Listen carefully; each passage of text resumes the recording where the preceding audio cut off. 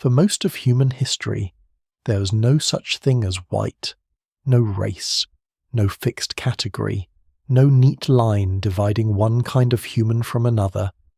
There were only people moving through brutal sunlight, freezing winds, hunger, migration, and survival. So when did humans become white? Was it climate, evolution, diet, conquest, or something much more recent and man-made than most people realize? Before we go deeper, take a moment to like the video and subscribe if this is the kind of history and mystery you enjoy. Because this story begins in prehistoric Africa, crosses Ice Age Europe, and ends in the invention of one of the modern world's most powerful identities. A face appears in the firelight, but it does not belong to the world most people imagine. There is no Europe yet in the modern sense, no whiteness, no blackness, no map with neat borders and named races coloured in tidy blocks. There is only a human being standing in a cold place under a wide and indifferent sky, breathing air that stings the lungs, wrapped in hide, watching the season turn. The ground is hard for much of the year, the light is thin, animals move along routes older than memory. Far to the south, deserts glare under punishing sun. Farther still, tropical forests hold heat and moisture like a second skin. Between these worlds, over tens of thousands of years, people move, stop, mingle, vanish, survive, and change. Somewhere inside that vast motion lies the beginning of one of the most misunderstood ideas in human history, the idea that some people simply became white, as if a switch were flipped, as if nature had once drawn a clean line and history merely followed it. But nothing in the human story happens that neatly. The deeper one goes into the evidence, the less solid that simple picture becomes. Skin color is real, pigment is real, genes are real, sunlight is real. But white, in the sense that modern societies understand it, is something stranger and much newer. It is partly biology, but only partly. It is also geography, climate, hunger, law, empire, status, memory, fear, and invention. It is a category built slowly on top of ancient adaptations that had no politics attached to them at all. Long before anyone could be called white, human bodies are already responding to sun and latitude, to diet and disease, to movement across continents. Long before anyone writes laws about race, evolution is quietly adjusting the chemistry of skin. And long before modern arguments begin, the evidence is already preparing a surprise many of the people later claimed as the natural ancestors of whiteness may not have looked the way modern imagination expects. That is where the mystery begins, not with an answer, but with a collapse of assumptions.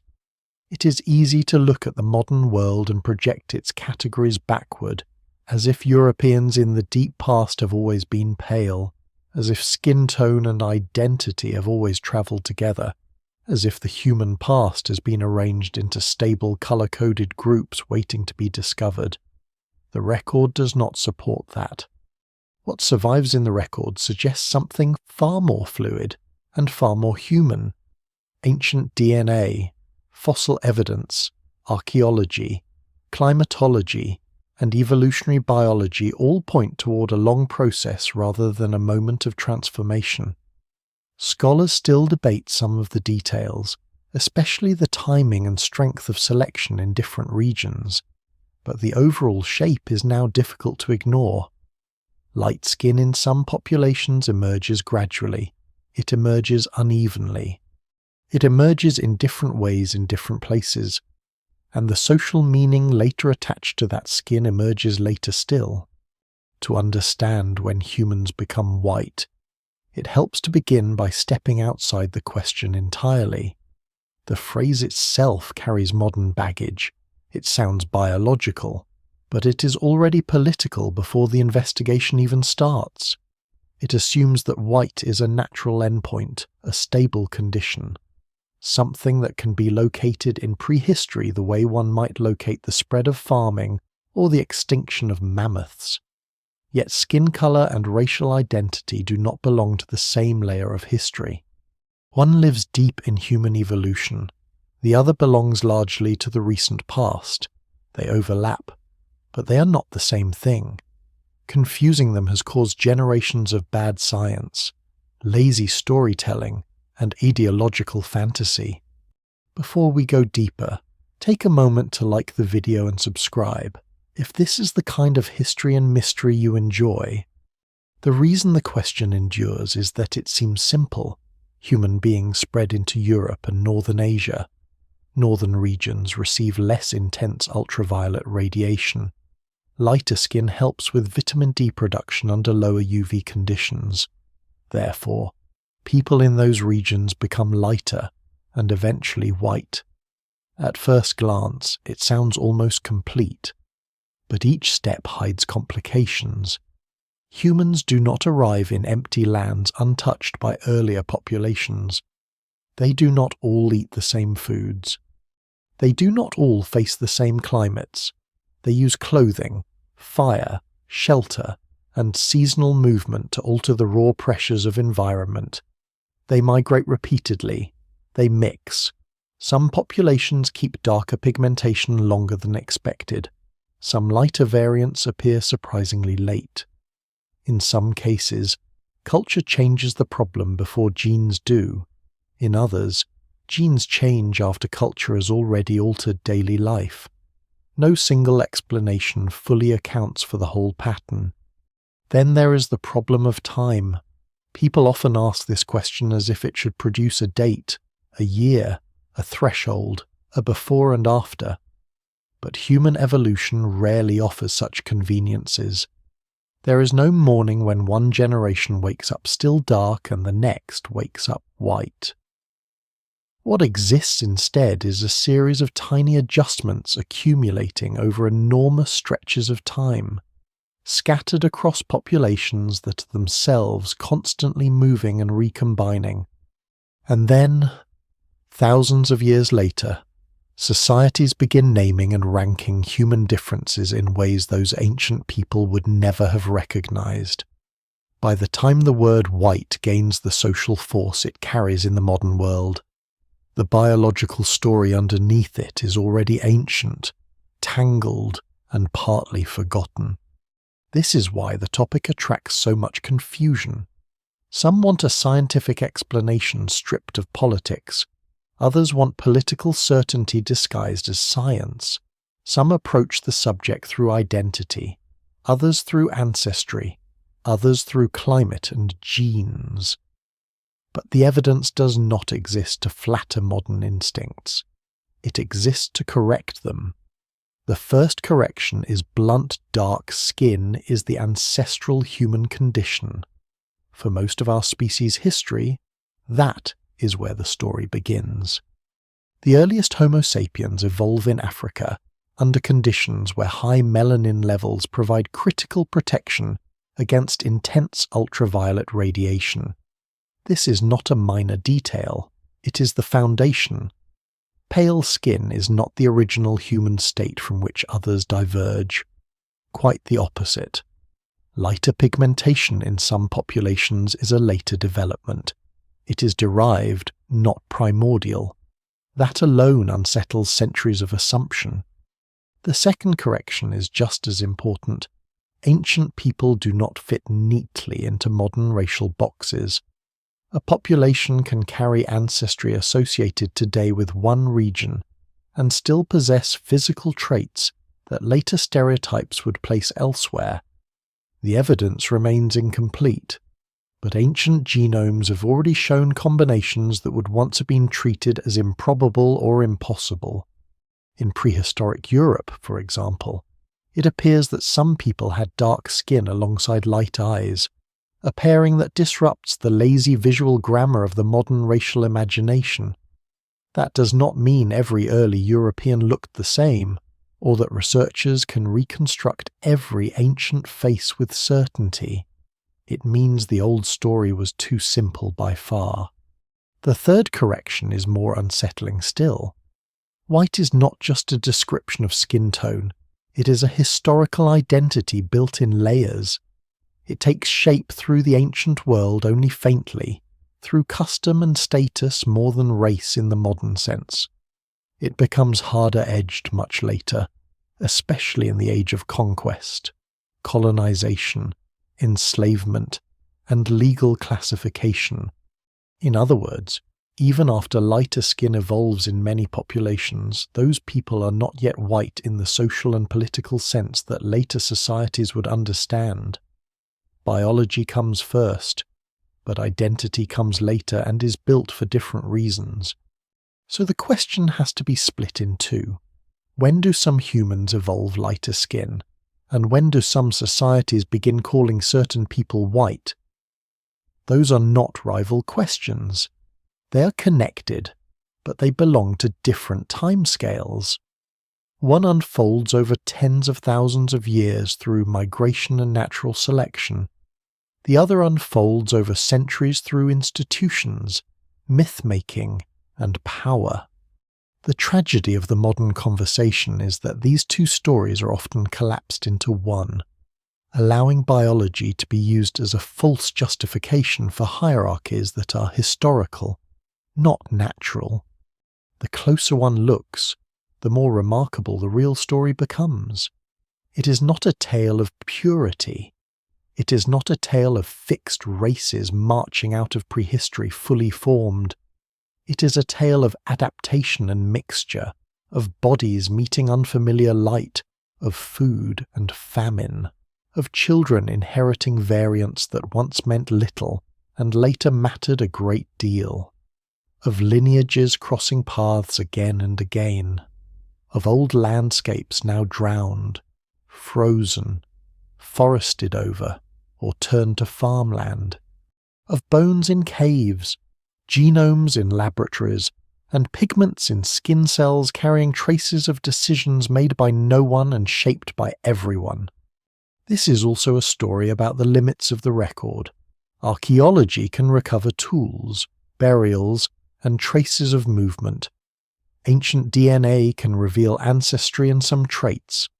Evolutionary biology can model pressures and probabilities. But the past does not surrender as a complete picture. Scholars still debate how strongly sexual selection may have mattered, how diet buffered UV constraints in certain coastal populations, how quickly lighter pigmentation spread once agriculture altered nutrition, and why some traits rise rapidly while others linger in a patchwork pattern for millennia. That uncertainty is not a weakness. It is part of the honesty the subject demands.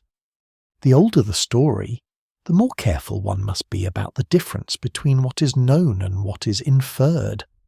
Still, enough is known now to begin with confidence.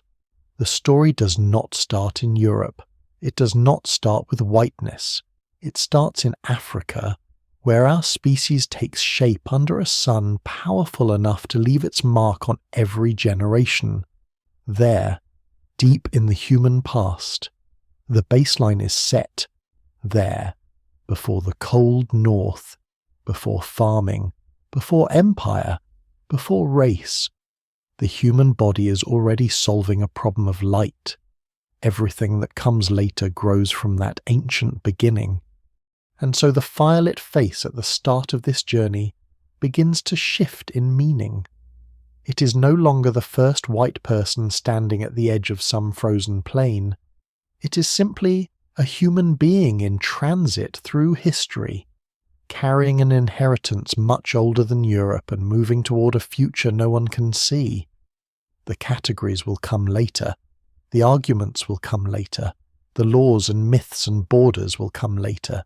For now there is only migration, climate, skin, and survival.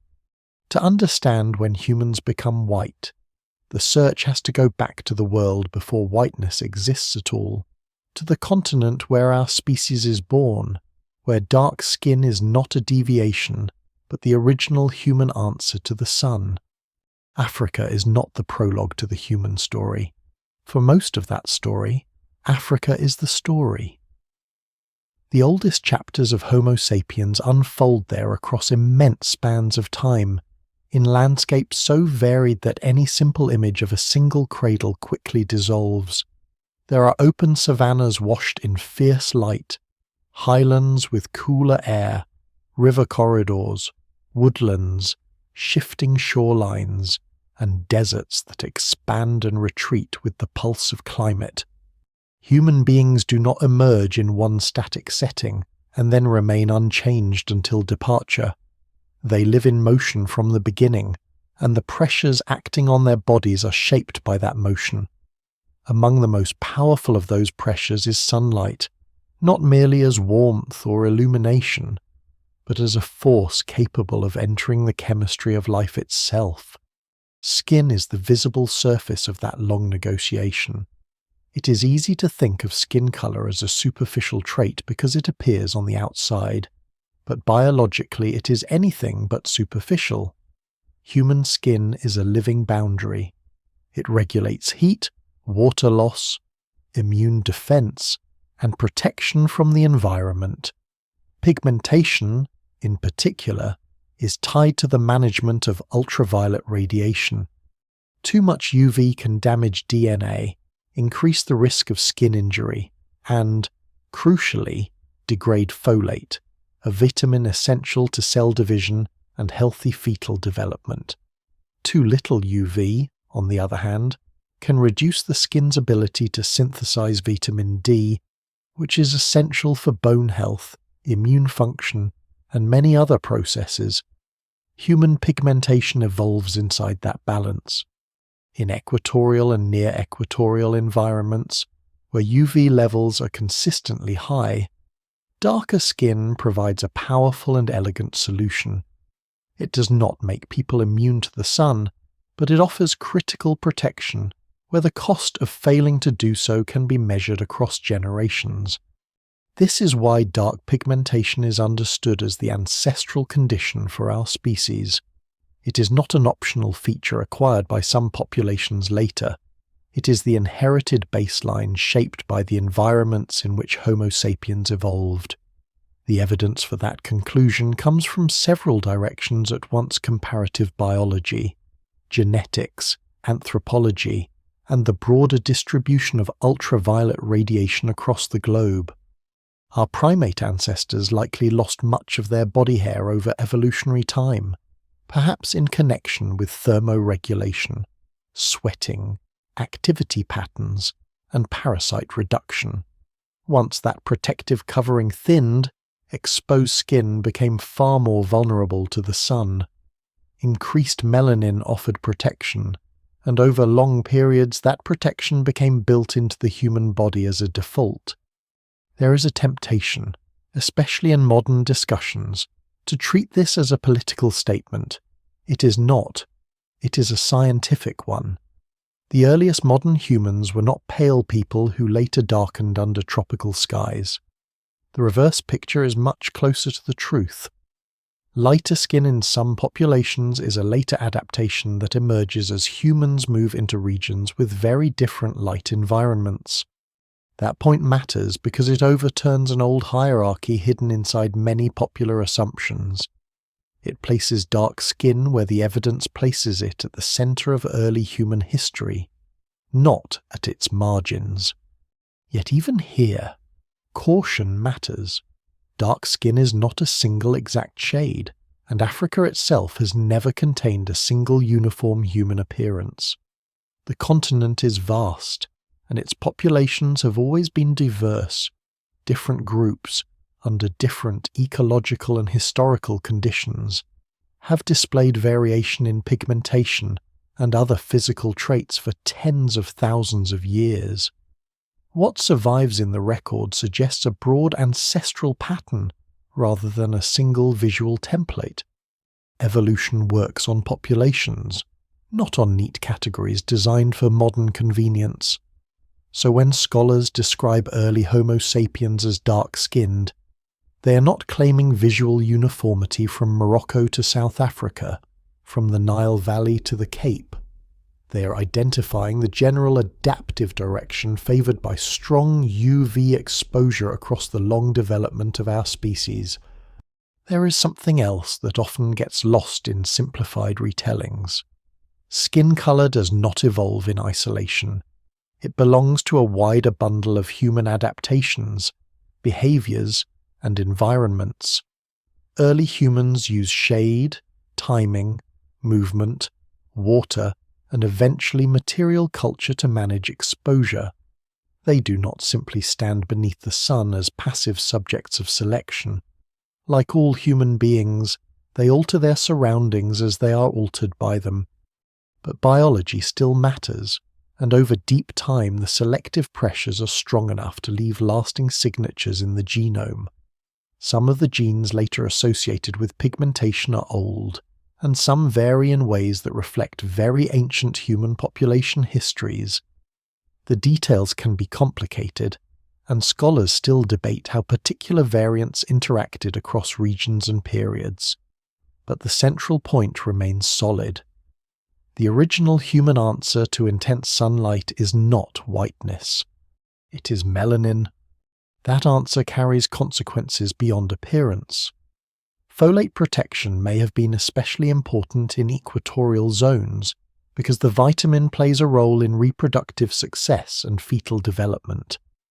If ultraviolet exposure significantly lowers folate levels, then selection would favour traits that reduce that risk. This is one reason pigmentation is often treated as more than cosmetic. It belongs to survival at the population level. On the other side of the balance, vitamin D must also be maintained, but in equatorial and tropical conditions, UV levels are generally sufficient for production even in darker skin. The system makes evolutionary sense. It is not perfect in every individual case, because evolution rarely is, but it is coherent across long spans of time. Africa's central role in the story of human colour also helps explain why so much later thinking about race goes wrong. Modern racial systems tend to imagine Europe as a kind of reference point, and everyone else as deviations from it. Deep history reverses that orientation. Europe arrives late. Northern adaptation arrives late. The social category of white arrives later still. The deep baseline of humanity lies elsewhere, in African populations shaped by environments where darker pigmentation is functional, ordinary, and ancestral. Once that is understood, many later confusions begin to lose their hold. Even so, the human story within Africa is not static enough to support any crude idea of permanence. Climate shifts repeatedly. Wet phases open green corridors across regions that later become desert. Arid phases fragment habitats and redirect movement. Coastlines advance and retreat. Lakes swell and shrink. Human groups separate, reconnect, adapt, and innovate. Tools change. Symbolic behavior deepens. Diets broaden. No single line of people carries the whole future in isolation.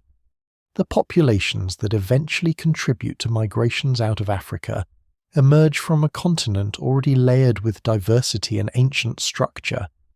This matters because when people later leave Africa, they do not carry a blank slate. They carry inherited pigmentation shaped by ancestral conditions. But they also carry the potential for future change. Evolution has not stopped. Genes continue to mutate. Populations continue to sort, mix, and adapt. Yet the starting point remains crucial. To ask when humans become white without first understanding that humanity begins dark-skinned is like trying to explain winter without admitting there was once summer. There are also clues in the broader primate world. Many mammals living in strong sun retain fur as protection, but humans largely expose their skin. Among primates, variation in exposed skin pigmentation often reflects light environment in some way. Though human skin is distinctive in both its range and its social significance, the comparison is not perfect, but it reinforces the principle that pigmentation belongs to environmental interaction, not arbitrary design. Human beings are one species, and our skin tells part of the story of where different populations have lived and how long they have been there. The record, of course, has limits. Skin itself almost never survives in ancient contexts. Researchers infer ancient pigmentation through genetics, comparative anatomy, and environmental logic rather than by directly observing prehistoric skin. That means certainty is never absolute. The evidence remains incomplete, and reconstruction should always be treated with appropriate caution. But incomplete does not mean empty. It means the story must be built from converging lines rather than a single miraculous source. When genetics, climate science, and evolutionary reasoning all point in the same direction, the broad outline becomes persuasive even if finer shades remain debated. And Africa offers more than the origin of dark pigmentation. It offers the deeper lesson that traits later loaded with social meaning once belonged only to adaptation. No one in those early worlds thinks in terms of whiteness. No one is building hierarchies from future racial vocabularies. A body under a strong sun needs protection, and across generations natural selection favours what works. That is all. The later moral and political weight assigned to colour has not yet arrived. Pigment is chemistry before it becomes ideology. This older perspective is strangely humbling. It strips away many of the stories later societies tell about themselves. It reminds us that the human form, now scattered across every continent, is rooted in a place where survival under intense radiation shaped the biology of everyone who would come after. In that sense, the ancestral human body is already a record of environment written in melanin. It is not a symbol, it is a practical inheritance. From there, the larger movement begins. Some groups remain within Africa, continuing the long and complex histories that will shape the continent into the present. Others eventually move beyond it, in stages, along routes that are still studied and still argued over in detail. They carry with them bodies tuned to older conditions, but the world beyond Africa presents new light, new seasons, and new constraints. In some places the sun is weaker. In others it vanishes for much of the year behind clouds, angle, and winter. The inherited solution that works so well near the equator does not become useless, but it enters a different calculation, slowly, and not everywhere at once. The ancient answer begins to change. The movement out of Africa is one of the most consequential journeys in the history of life, but it does not feel dramatic when imagined at human scale. No one stands at a boundary line and announces a new chapter for the species. There are no flags planted at the edge of continents. There are only families, bands, small communities following water, game, coastlines, seasons, and opportunity. Some routes fail, some end in disappearance, some leave no descendants known today. Others continue, branch, merge, and pass on fragments of ancestry that will persist for tens of thousands of years. What later looks like a grand migration is, on the ground, a long series of local decisions made by people who know nothing of the maps future generations will draw around them. And yet those movements carry human bodies into a transformed world of light. The change is not just geographical, it is atmospheric, seasonal, and biological. In much of Africa, ultraviolet radiation remains strong and relatively predictable through the year. Outside it, especially as people move into Western Asia, Central Eurasia, and eventually Europe, sunlight behaves differently. The angle of the sun changes more sharply with the seasons. Winters lengthen, cloud cover can matter more. UV intensity falls.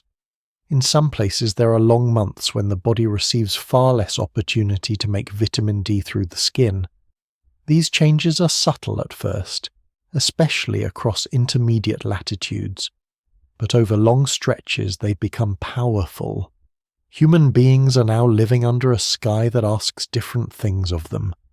The first important point is that adaptation does not happen instantly on arrival. Populations leaving Africa do not step into Eurasia and immediately become pale.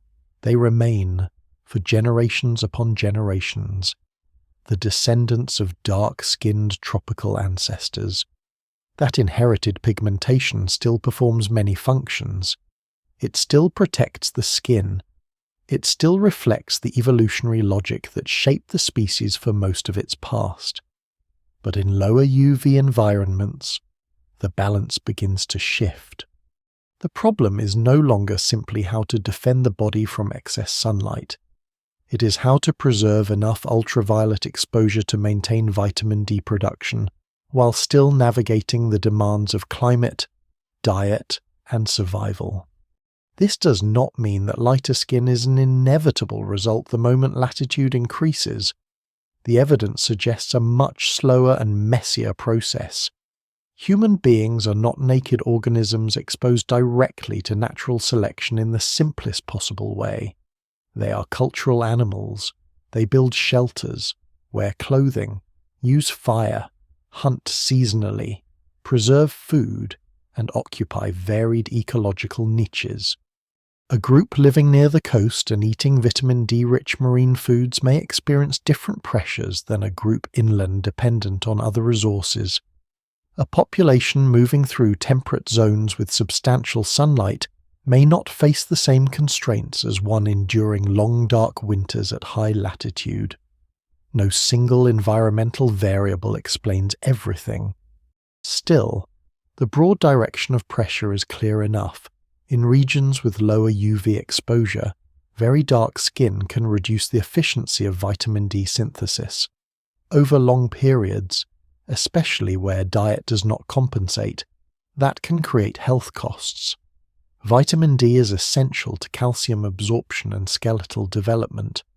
Severe deficiency can lead to rickets in children and osteomalacia in adults, weakening bones and impairing overall health. It can also affect immune function and reproductive outcomes in ways scholars continue to investigate. The evidence remains incomplete in some details, but the basic biological problem is not in doubt.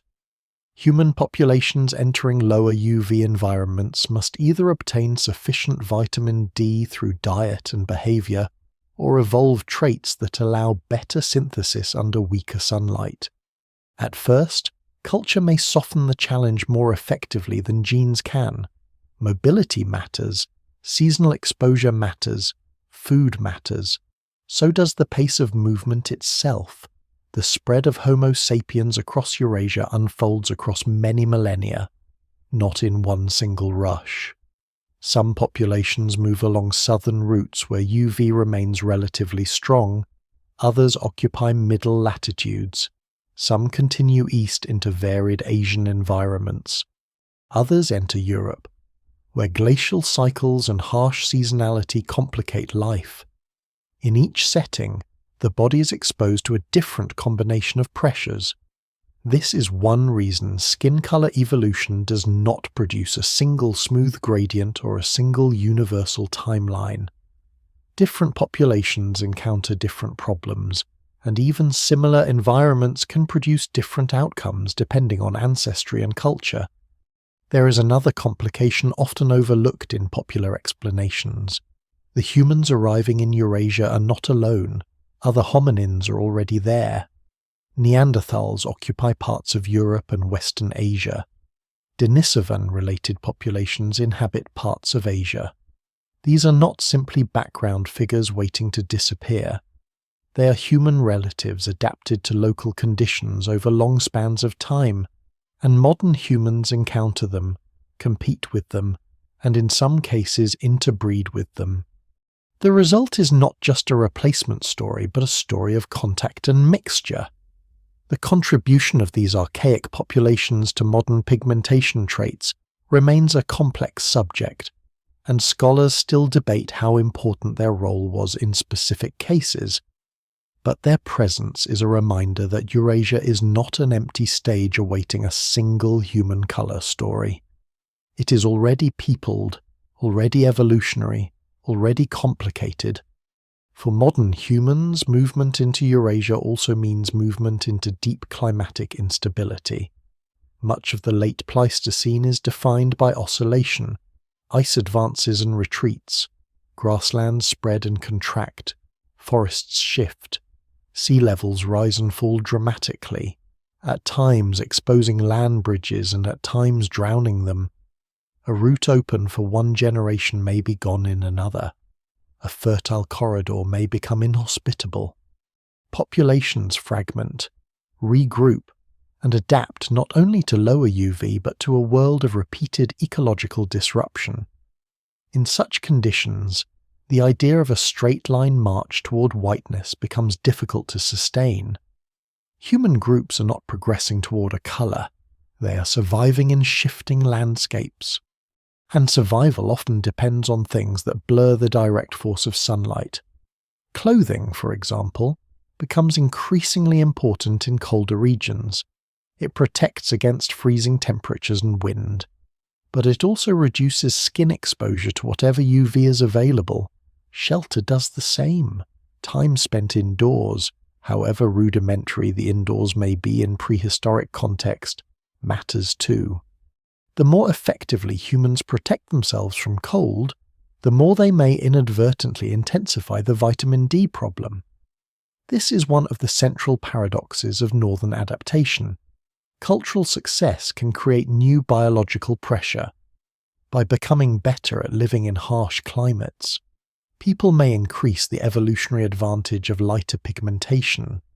Yet even here, the record resists simplicity. Some high-latitude populations do not evolve very light skin in the same way as Europeans, especially where traditional diets rich in fish and marine mammals provide abundant vitamin D. This suggests that low UV alone cannot explain all outcomes. Diet can buffer the environment. The same latitude can support different pigmentation histories depending on how people live. That detail is easy to miss, but it matters greatly because it shows that skin color evolution is not a single law applied uniformly across the planet. It is a negotiation between biology and culture, and the terms of that negotiation differ from place to place.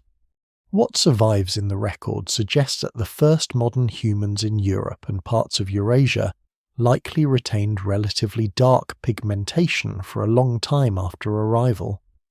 This often surprises modern audiences because it collides with an ingrained visual script in which Europe has always been the home of pale bodies.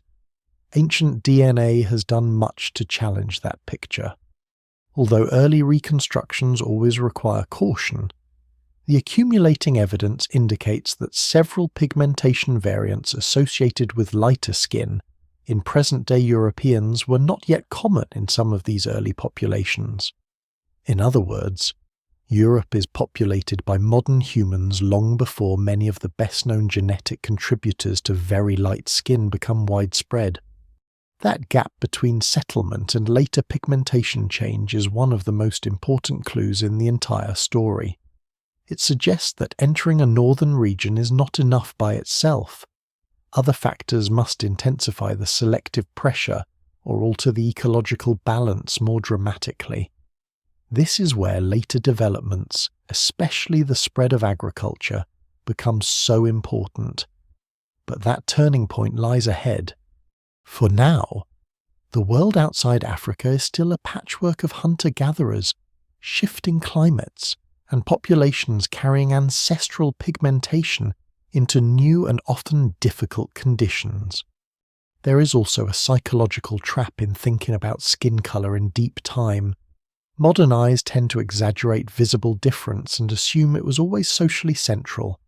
But for prehistoric people, immediate concerns are almost certainly more concrete weather, prey, kin, territory. danger, fertility, illness. Physical appearance matters in human social life, of course, and scholars still debate whether mate choice influenced pigmentation in some populations. But there is little reason to imagine the full symbolic burden of a later race thinking operating in these early worlds.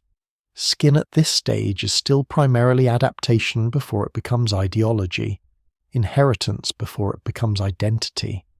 So the people moving out of Africa carry more than genes. They carry the first draft of the human body into new latitudes and new light. Over time, some of those bodies will change in ways that later generations misread as destiny. But at this stage, the future is still open. There is no final European type, no completed Asian type, no whiteness waiting like a destination at the far end of migration. There are only populations under new skies, living through cold and scarcity, buffered by culture, tested by seasonality, and gradually entering a different evolutionary equation. As the distances increase, that equation sharpens. The north is not merely colder, it is dimmer in crucial biological terms. The ancient African solution of heavy pigmentation remains part of the inherited human form, but farther from the equator, the trade-offs grow harder to ignore. In the long shadow of ice, with clothing wrapped tighter and sunlight weaker, the body begins to face a question it has not faced in the same way before. Not whether to abandon the old answer all at once, but whether generation by generation it must begin to modify it. Cold changes the meaning of a landscape. A plain under summer light can feed herds, scatter wildflowers, and offer movement in every direction. That same plain under glacial winds becomes something else entirely. A place of exposed bone-coloured ground, frozen water, and distances that seem to punish the eye. In the high latitudes of Ice Age Eurasia, human beings do not simply move north into weaker sunlight, they move into worlds structured by winter itself. The days shorten. The sun rides low even when it appears. For long stretches, ultraviolet radiation becomes scarce, not because the sky is dark in some absolute sense, but because the angle of light changes what reaches the skin. This matters more than the brightness visible to the eye.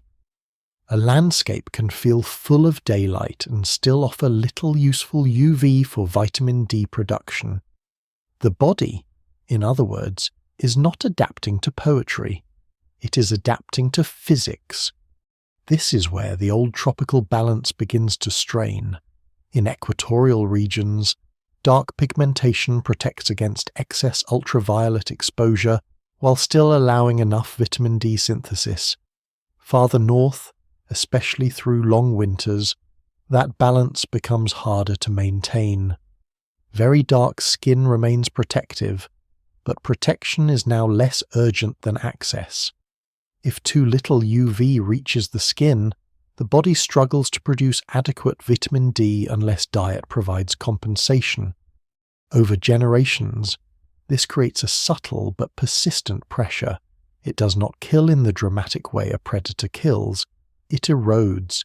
It weakens bone development, growth, fertility, immune resilience, and perhaps maternal health in ways that selection can still detect even if no individual understands the cause. Yet latitude alone never tells the whole story. Humans are not lizards warming on rock. They are toolmakers and firekeepers. They solve problems culturally before evolution has time to solve them biologically, and that success can change the terms of selection in surprising ways. Clothing is one of the clearest examples. In colder regions, it becomes essential. Furs, hides, layered wrappings, stitched garments, footwear, head coverings. All of these make northern survival possible. They also cover the skin. The better people become at surviving low temperatures, the less skin they expose to the already weakened sun. Shelter does something similar. so does spending more time close to fire or undercover during the harshest months. Each innovation helps people endure the north, but each one may also sharpen the vitamin D challenge by reducing ultraviolet contact. This is one of the hidden contradictions in the story of human colour. Culture protects the body from climate, but culture can also intensify the biological cost of low light. A naked human in a cold region may receive more UV than a clothed one, but only briefly, and at immense danger. A clothed human survives the winter better, but the skin's opportunity to produce vitamin D shrinks further. No single explanation fully accounts for how this balance played out in every population, yet the broad pattern is compelling. The colder the region, and the more thoroughly humans buffer themselves against it, the more likely it is that pigmentation begins to matter differently. Diet can either soften or sharpen that pressure. This is one reason the North does not produce identical outcomes everywhere. Groups living near coasts, rivers, or lake systems with regular access to fish, marine mammals, shellfish, or other vitamin D-rich foods may be partly insulated from the problem. Food can do what weak sunlight does not. A diet rich enough in vitamin D reduces the selective advantage of lighter skin, at least to a degree. Inland populations dependent on terrestrial game or, later, cereals and domesticated foods may not enjoy the same buffer. Scholars still debate how powerful dietary compensation was in different prehistoric societies, because reconstructing exact nutritional patterns is difficult and the evidence remains incomplete. But the principle is important. A cloudy coast full of oily fish is not the same evolutionary setting as a forested interior with long winters and limited dietary vitamin D. This helps explain why pigmentation histories differ across northern populations. It also helps explain why the emergence of very light skin in Europe appears to lag behind the first arrival of modern humans there. Early hunter-gatherers could, in some cases, rely on diets that reduced the urgency of biological change. They also lived mobile lives, sometimes with seasonal patterns that may have increased exposure relative to later, more settled communities. The environment is cold, yes, but the full vitamin D crisis may not strike with equal force until other aspects of life change. Evolution is rarely a response to one variable in isolation. It waits for combinations. The Ice Age itself adds another layer. During glacial periods, large parts of northern Europe become difficult or impossible for humans to occupy continuously. Populations retreat, return, fragment, and reconnect as climates oscillate.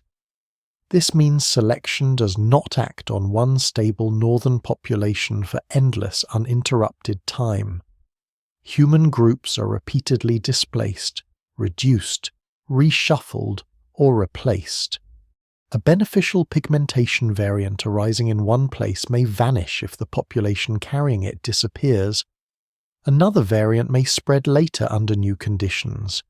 The result is not a smooth climb toward paleness, but a broken sequence of experiments filtered through survival and chance. What survives in the archaeological record suggests that Upper Paleolithic and Mesolithic Europe is filled with populations living in hard environments, but not necessarily resembling later Europeans in appearance. Ancient DNA has forced this point into the open.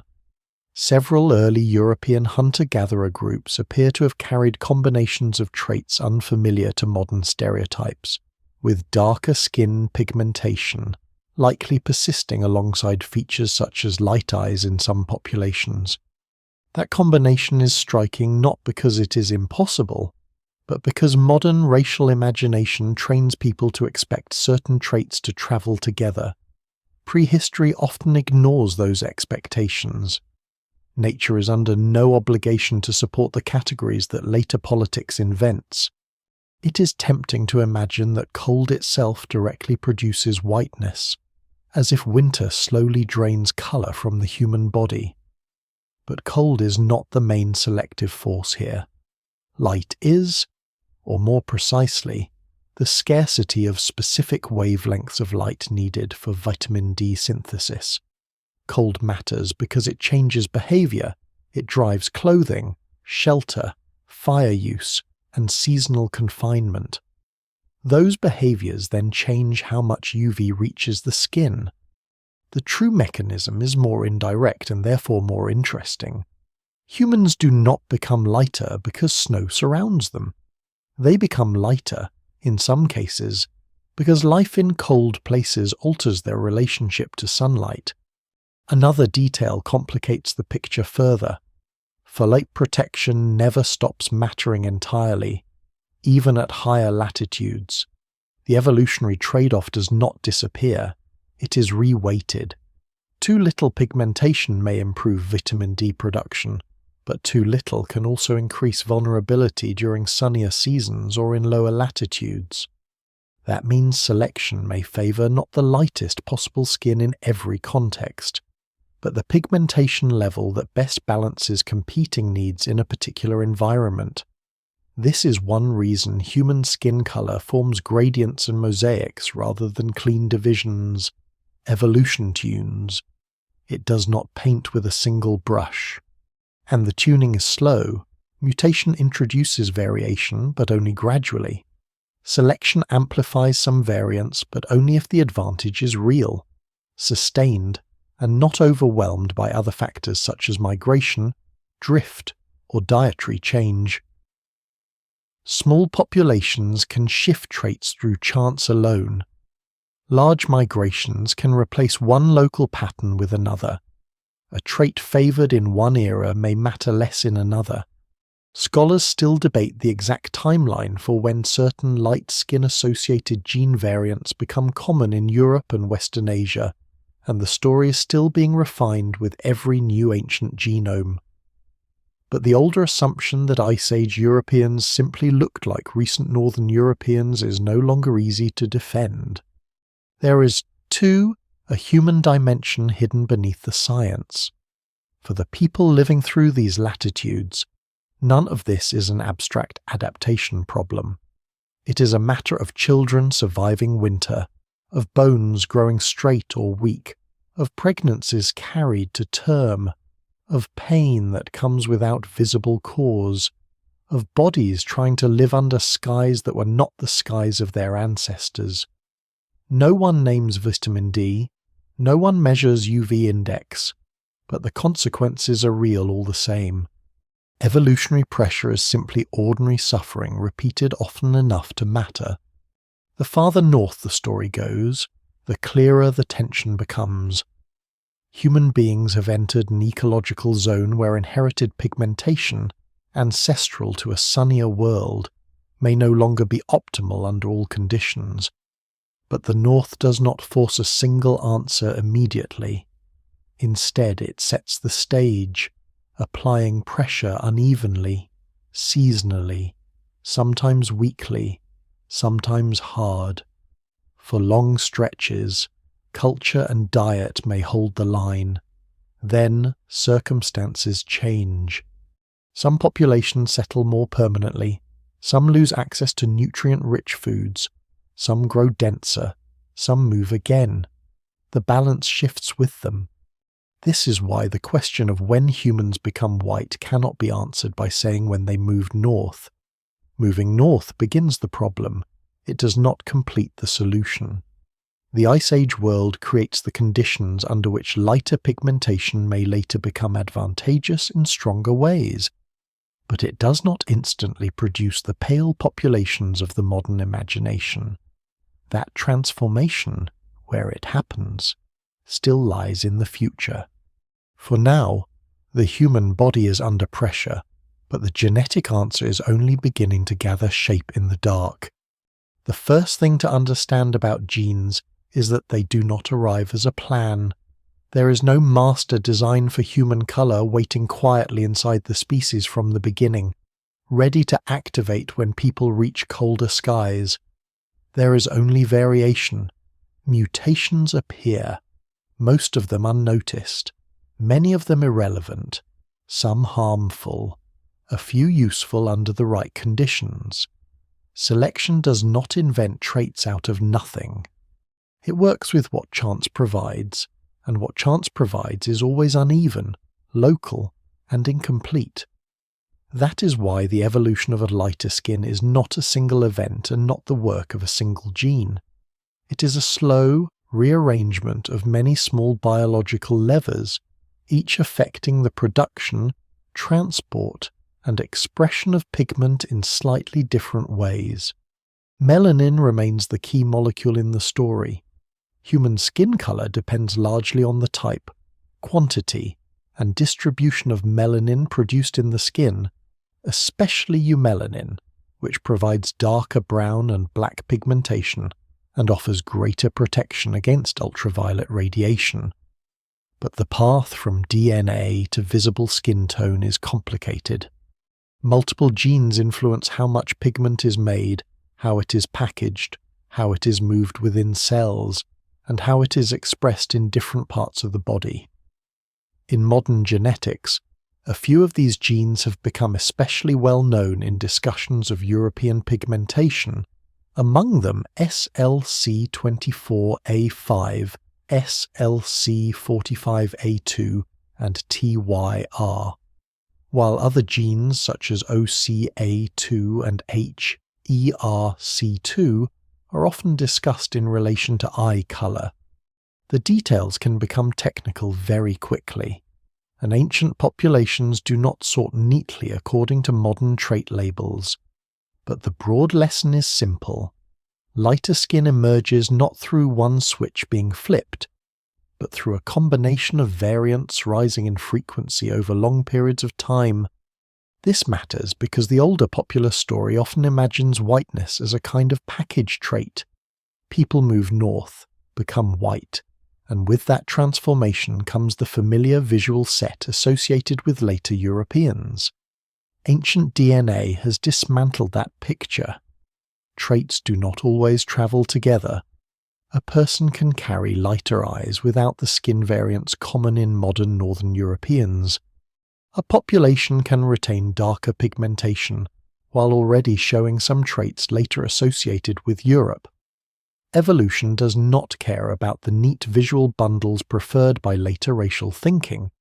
It works trait by trait, gene by gene, often leaving combinations that would once have seemed contradictory. Some of the most important pigmentation-associated variants in present-day Europeans appear to have been rare or absent in many early European hunter-gatherers. That finding has been one of the great shocks of recent paleogenetics. It suggests that for thousands of years after modern humans spread into Europe, many people there may still have had significantly darker skin than recent Europeans, even if they already carried other traits such as lighter eyes.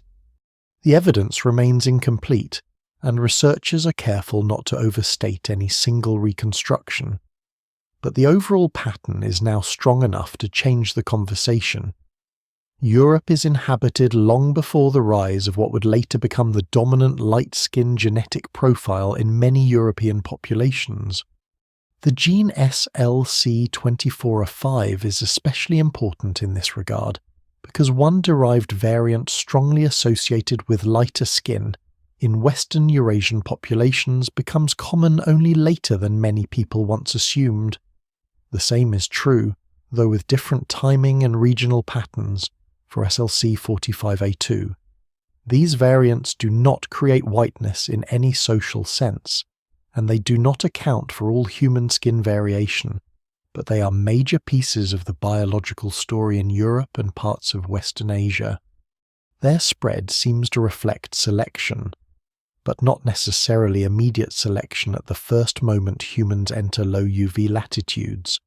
Scholars still debate the exact pace, regional differences, and ecological triggers, yet a growing body of evidence suggests that stronger selection for lighter pigmentation may intensify after major lifestyle changes, especially after the adoption of agriculture. That delay is one of the most revealing details in the whole mystery. If low sunlight alone were the full explanation, one might expect very light skin-associated variants to surge as soon as people settle northern Eurasia. But that is not what the evidence most clearly shows. Instead, the rise of some major light skin variants appears later and more unevenly.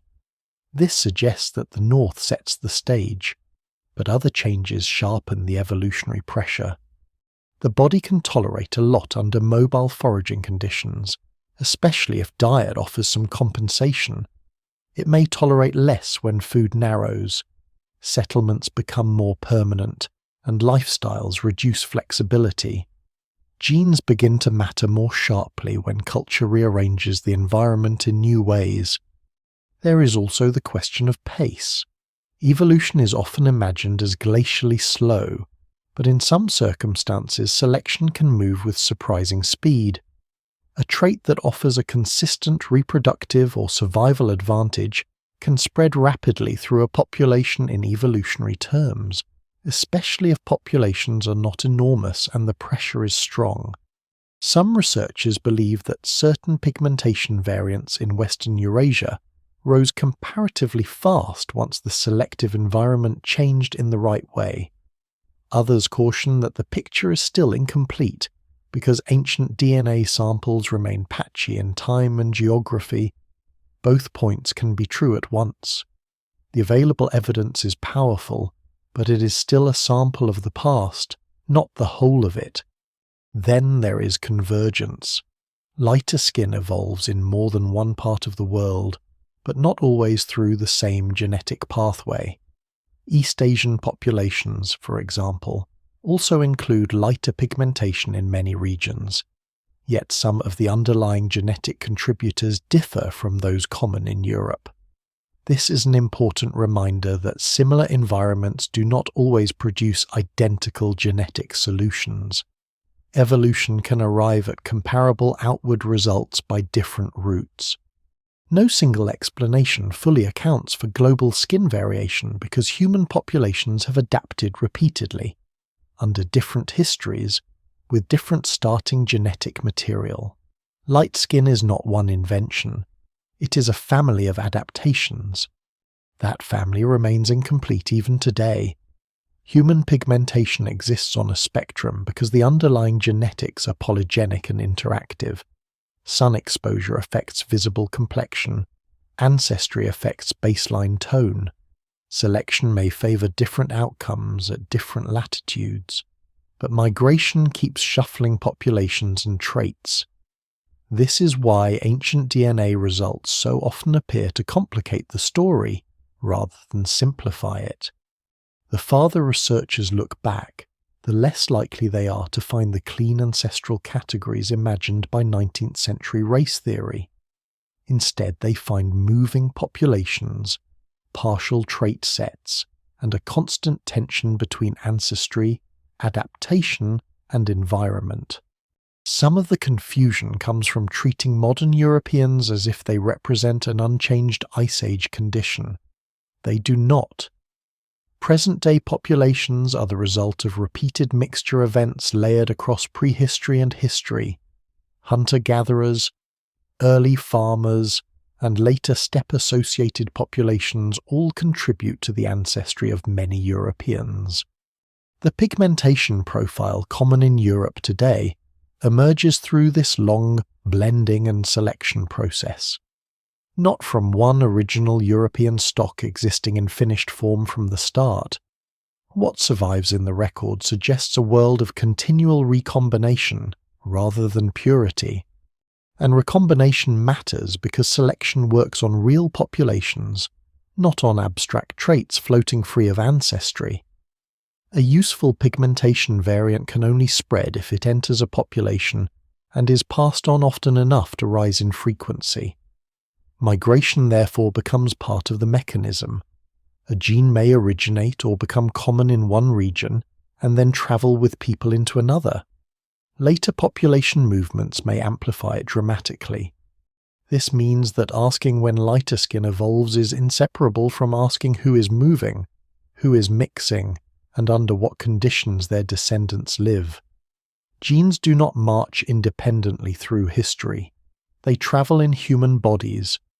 All of this makes the phrase humans become white feel increasingly inadequate. Biologically, what is happening is far more precise and far less mythic. Certain populations in Western Eurasia gradually accumulate higher frequencies of pigmentation variants associated with lighter skin. The process unfolds over thousands of years. It likely accelerates under particular ecological and dietary conditions. It is shaped by migration as much as by sunlight. And even when the biological traits are in place, the social identity called white still does not exist in anything like its later form. Still, the genetic shift is real, and it matters. It marks the beginning of a visible divergence in pigmentation that later societies will notice, exaggerate, rank, and weaponize. But here, in deep prehistory, it is not yet a moral category. It is a solution, partial and evolving to a mismatch between ancestral pigmentation and northern conditions. The body is adjusting by degrees, quietly, invisibly from one generation to the next. There are no proclamations, no chosen boundaries, no self-conscious transformation. Children are born with combinations slightly different from their parents. Some variants persist, others spread.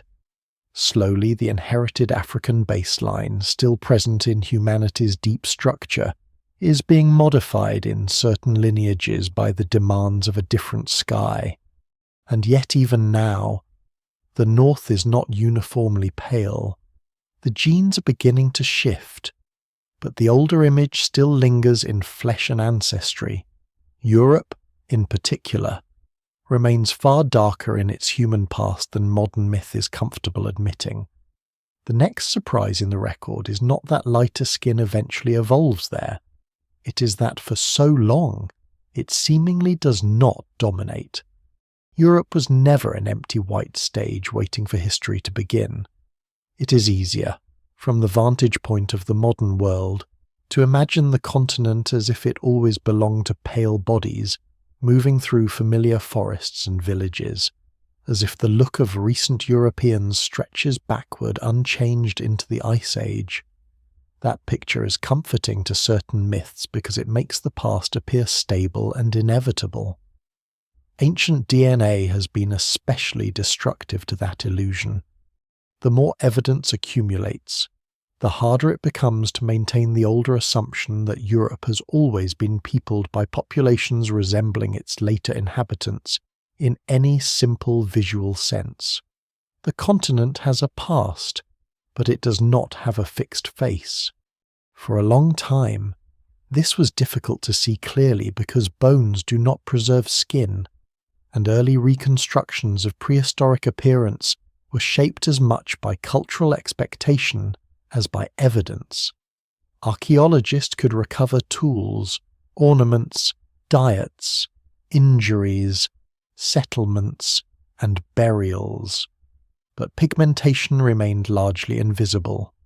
Artists filled the silence with guesswork, and guesswork often followed the politics of the present. Europe's deep past was therefore painted back into the image of Europe's recent past. Hunter-gatherers became white before the evidence had actually earned that conclusion. Once that image settled into public imagination, it became strangely hard to dislodge. Then paleogenetics changed the conversation. Ancient genomes drawn from prehistoric skeletons began to provide clues not just about ancestry, but about variants associated with pigmentation. These clues came with limits. No responsible researcher claims to reconstruct exact skin shade from a few markers alone, and the evidence remains incomplete because samples are patchy. Preservation is uneven, and trait prediction in ancient individuals is probabilistic rather than absolute. Still, the trend that emerged was striking. Several Mesolithic and some earlier European hunter-gatherer populations appear likely to have carried darker skin pigmentation than many recent Europeans, even while some also carry genetic signatures associated with blue or lighter-coloured eyes. It was a combination that startled the public mostly because the public had been taught to expect something else. The famous examples attracted attention precisely because they collided with the lazy visual grammar of race. Here were ancient Europeans, living in lands that later generations would treat as naturally and immemorially white, who may have had dark or relatively dark skin. Some reconstructions, inevitably simplified for popular media, push this point hard enough to provoke backlash. But the deeper significance does not depend on any single face or headline. It lies in the larger pattern. Europe in the Mesolithic is not a continent already saturated with the pigmentation profile common in later northern Europeans. It is a mosaic of populations carrying older ancestries, local adaptations, and trait combinations that do not neatly match modern expectations. This should not really be surprising. Modern humans enter Europe tens of thousands of years before several of the best-known light skin-associated variants become widespread there.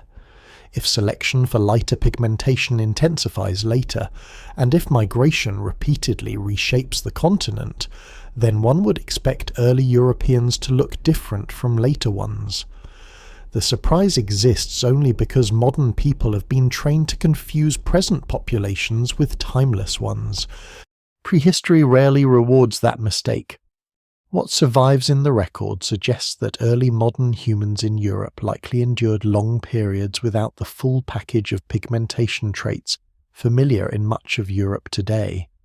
Some populations probably remained relatively dark-skinned for millennia. Others may have shown intermediate tones. The exact range is still debated, and any attempt to assign precise modern skin categories to prehistoric individuals risks forcing evidence into the wrong framework.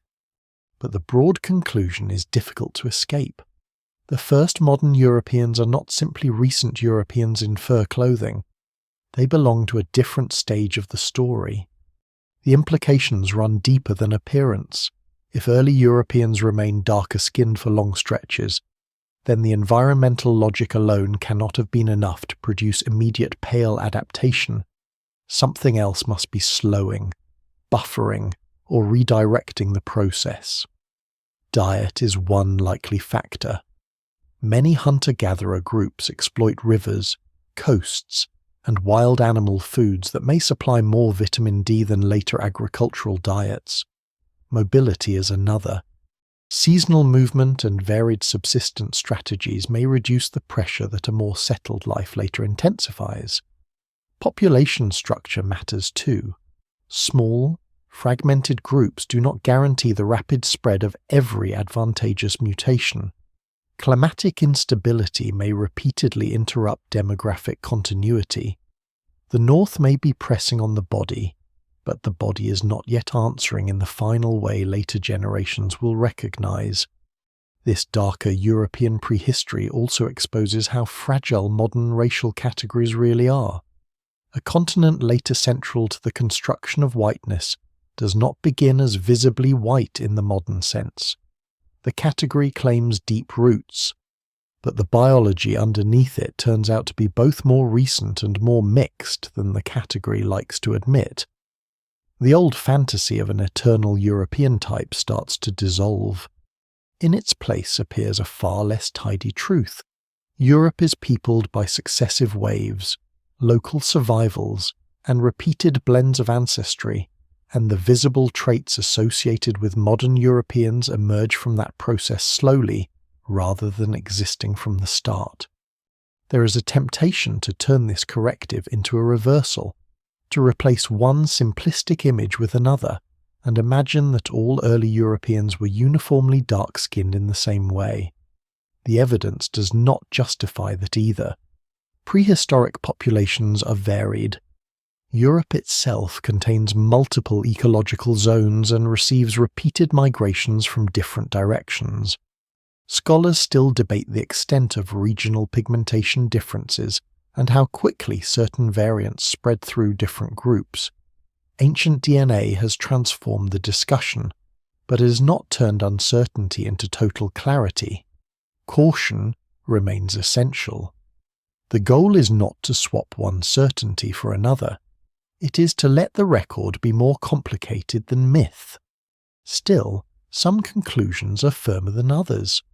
One of them is that light eyes and light skin do not have to evolve together. Another is that the major derived variants associated with lighter skin in present-day Europeans become common later than the first modern occupation of much of Europe. A third is that Mesolithic Western hunter-gatherers in particular seem to have retained darker pigmentation at notable rates. These points are enough to change the frame of the whole story. Europe was inhabited for thousands of years by people who would have unsettled later assumptions about who belongs there physically. That is not a political trick of interpretation. It is the growing weight of the evidence.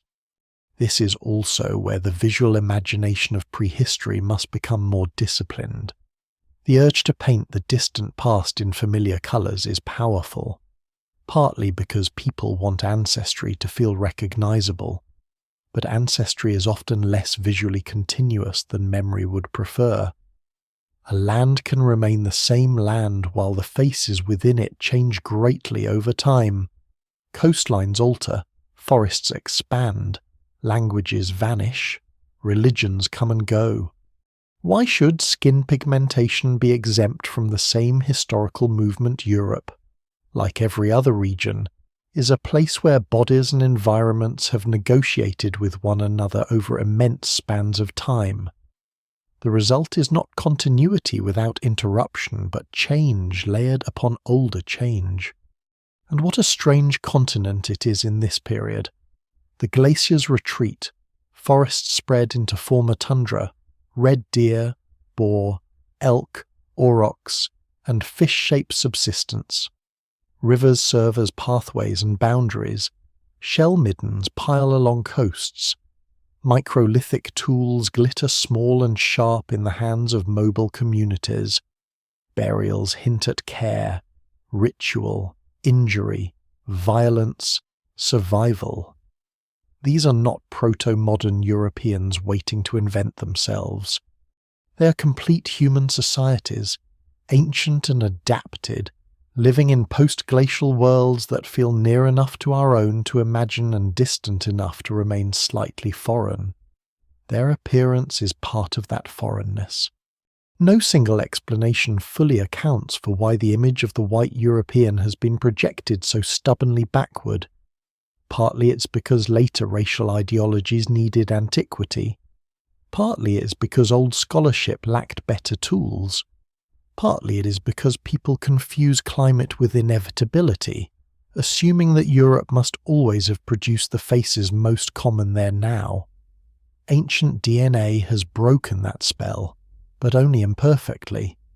Even now, every new facial reconstruction becomes a miniature battleground, as if the past must still answer to modern identity disputes. The dead are asked to confirm stories they never lived. Yet the real lesson is larger and calmer than that. Europe was not always pale because no human region is born finished. Continents do not come with permanent bodies attached. Populations arrive, adapt, blend, and sometimes disappear. Traits spread when they are favoured, but favour can change.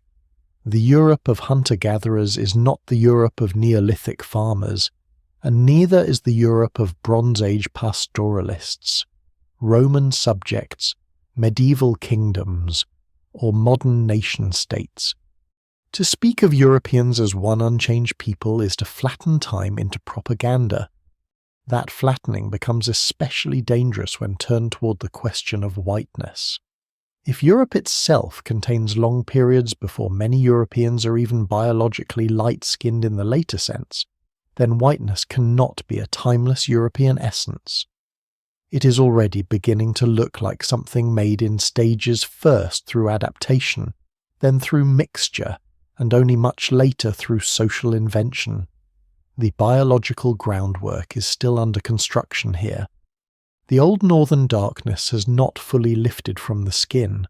The future pale continent exists only in fragments, waiting on another transformation that will arrive not just through genes, but through a revolution in food and settlement.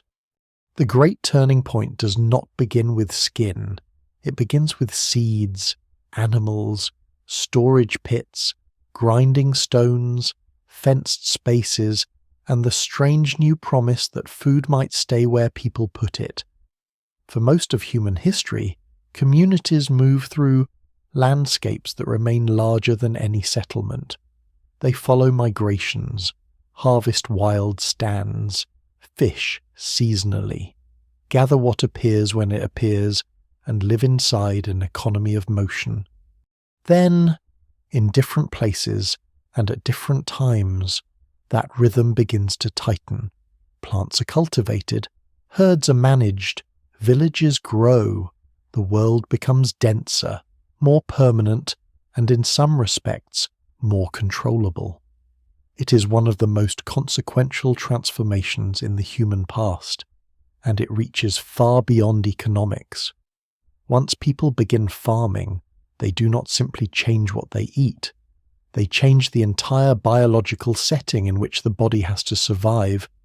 In Western Asia, and then across much of Europe, the spread of agriculture alters the old balance that had long governed skin pigmentation.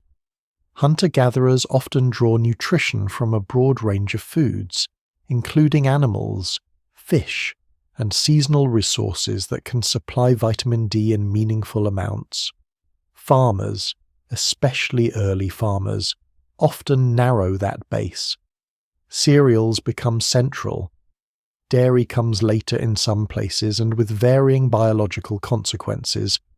Meat may remain important, but not always in the same proportions. Access to wild fish or marine foods may decline in some communities as life becomes more settled inland. The result is not universal malnutrition, but it can be nutritional simplification. And in low UV environments, simplification matters. A body already struggling to synthesize enough vitamin D from weak sunlight may now receive less of it from food as well. This is one of the strongest reasons many researchers connect the spread of lighter skin in Europe not only to latitude, but to the Neolithic way of life. The North creates the underlying problem. Farming may intensify it. When people settle more permanently, spend more time around enclosed spaces, consume diets more dependent on grains, and cover themselves according to season and labor, the older hunter-gatherer buffer may weaken. A trait that only offered a modest advantage before can suddenly become far more valuable. Scholars still debate the exact strength of this effect in different populations, and no single explanation fully accounts for every regional pattern, but the timing is difficult to ignore. Some of the major light skin-associated variants rise sharply in frequency during or after the spread of early farming communities, and the population changes associated with them. The farmers themselves are part of the story in another crucial way. Agriculture does not simply spread as an idea. In many regions, it spreads with people. Early farming populations move out of Anatolia and adjacent areas into Europe, carrying crops, animals, technologies, and ancestry with them. They do not replace all local hunter-gatherers at once, nor do they remain genetically unchanged as they travel. They mix, adapt, and sometimes remain distinct for long periods. But they are a new demographic force, and with them come different trait frequencies, different diets, and different ecological pressures. Europe, once again, is not transforming through local continuity alone. It is being remade through movement. Ancient DNA has made this plain. The transition to farming in Europe is not just cultural, it is also biological in the demographic sense. Early European farmers often derive much of their ancestry from populations rooted in Anatolia and the Near East. They enter landscapes already occupied by hunter-gatherers whose deep local histories stretch back through the Mesolithic. At first, in many places, these groups remain somewhat distinct. Over time they mix. Their descendants carry pieces of both worlds. This matters enormously for the story of pigmentation, because the visual future of Europe is being assembled not from one ancestral source, but from several. The continent is becoming a composite, and composites do not stabilize immediately. The first farmers in Europe do not necessarily look like later Northern Europeans any more than the earlier hunter-gatherers did. Some may already carry higher frequencies of certain lighter skin-associated variants than local foragers, but they also arrive from regions where the sun is stronger than in Northern Europe. Their own pigmentation profiles likely vary. Their descendants then live under new conditions and continue evolving. This is why the history of skin color cannot be told as a simple substitution of one shade for another. It is a sequence of overlapping populations, each entering a different environment with a different inheritance. The Neolithic village intensifies more than diet. It intensifies exposure to disease, dependency, and demographic growth. Settled life allows more births in some contexts because children no longer need to be carried constantly across long distances. It allows food storage, which can cushion shortages. It also produces crowding, waste accumulation, close contact with domesticated animals, and new patterns of illness. The body is now living in a changed human environment as much as a changed natural one. Selection can become sharper in such systems because small biological disadvantages are repeated constantly in dense populations. A trait that improves growth, immunity, or reproductive success by even a little may begin to spread more effectively when many more people are surviving long enough to pass it on. Vitamin D sits at the center of several of these pressures. It influences more than bones, though bones provide some of the clearest archaeological clues. Early farming populations in parts of Europe show skeletal signs consistent with nutritional stress and, in some cases, with disorders linked to vitamin D deficiency, though interpretation is often difficult because many conditions overlap and preservation is imperfect. The evidence remains incomplete, and researchers are cautious about attaching every sign of poor bone health to one cause. Still, the broad ecological logic remains persuasive. Grain-heavy diets in low UV settings create a stronger incentive for any inherited trait that makes vitamin D synthesis more efficient. This is where the genetic story of pigmentation begins to accelerate. Variants in genes such as SLC24A5 and later SLC45A2 appear to rise in prominence as Neolithic and post-Neolithic populations spread and mix across Europe. The precise routes and timings are still under study, but the old model of immediate Ice Age lightning has largely given way to a different picture, one in which agriculture, population turnover, and subsequent selection all help produce the lighter skin common in later Europeans. That does not mean farming alone causes paleness. It means farming changes the context so dramatically that existing and incoming genetic variation can be favoured much more strongly. There is a quiet irony here. Farming is often celebrated as a triumph over nature, a moment when humans begin controlling the food supply and settling the earth according to their own needs. But in biological terms, early agriculture can also make life harsher. Farmers often work harder, eat less varied diets, and suffer more infectious disease than some of the hunter-gatherers they replace or absorb. Their skeletons sometimes tell stories not of immediate improvement, but of strain. Civilization, in its earliest forms, is not a clean victory. It is a bargain. The body pays for permanence.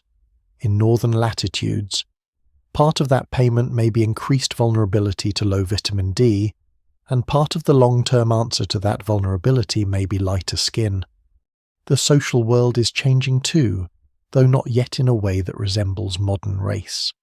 Village life means familiarity with neighbours, inheritance, land claims, kin networks rooted in place, and identity tied more tightly to territory and ancestry.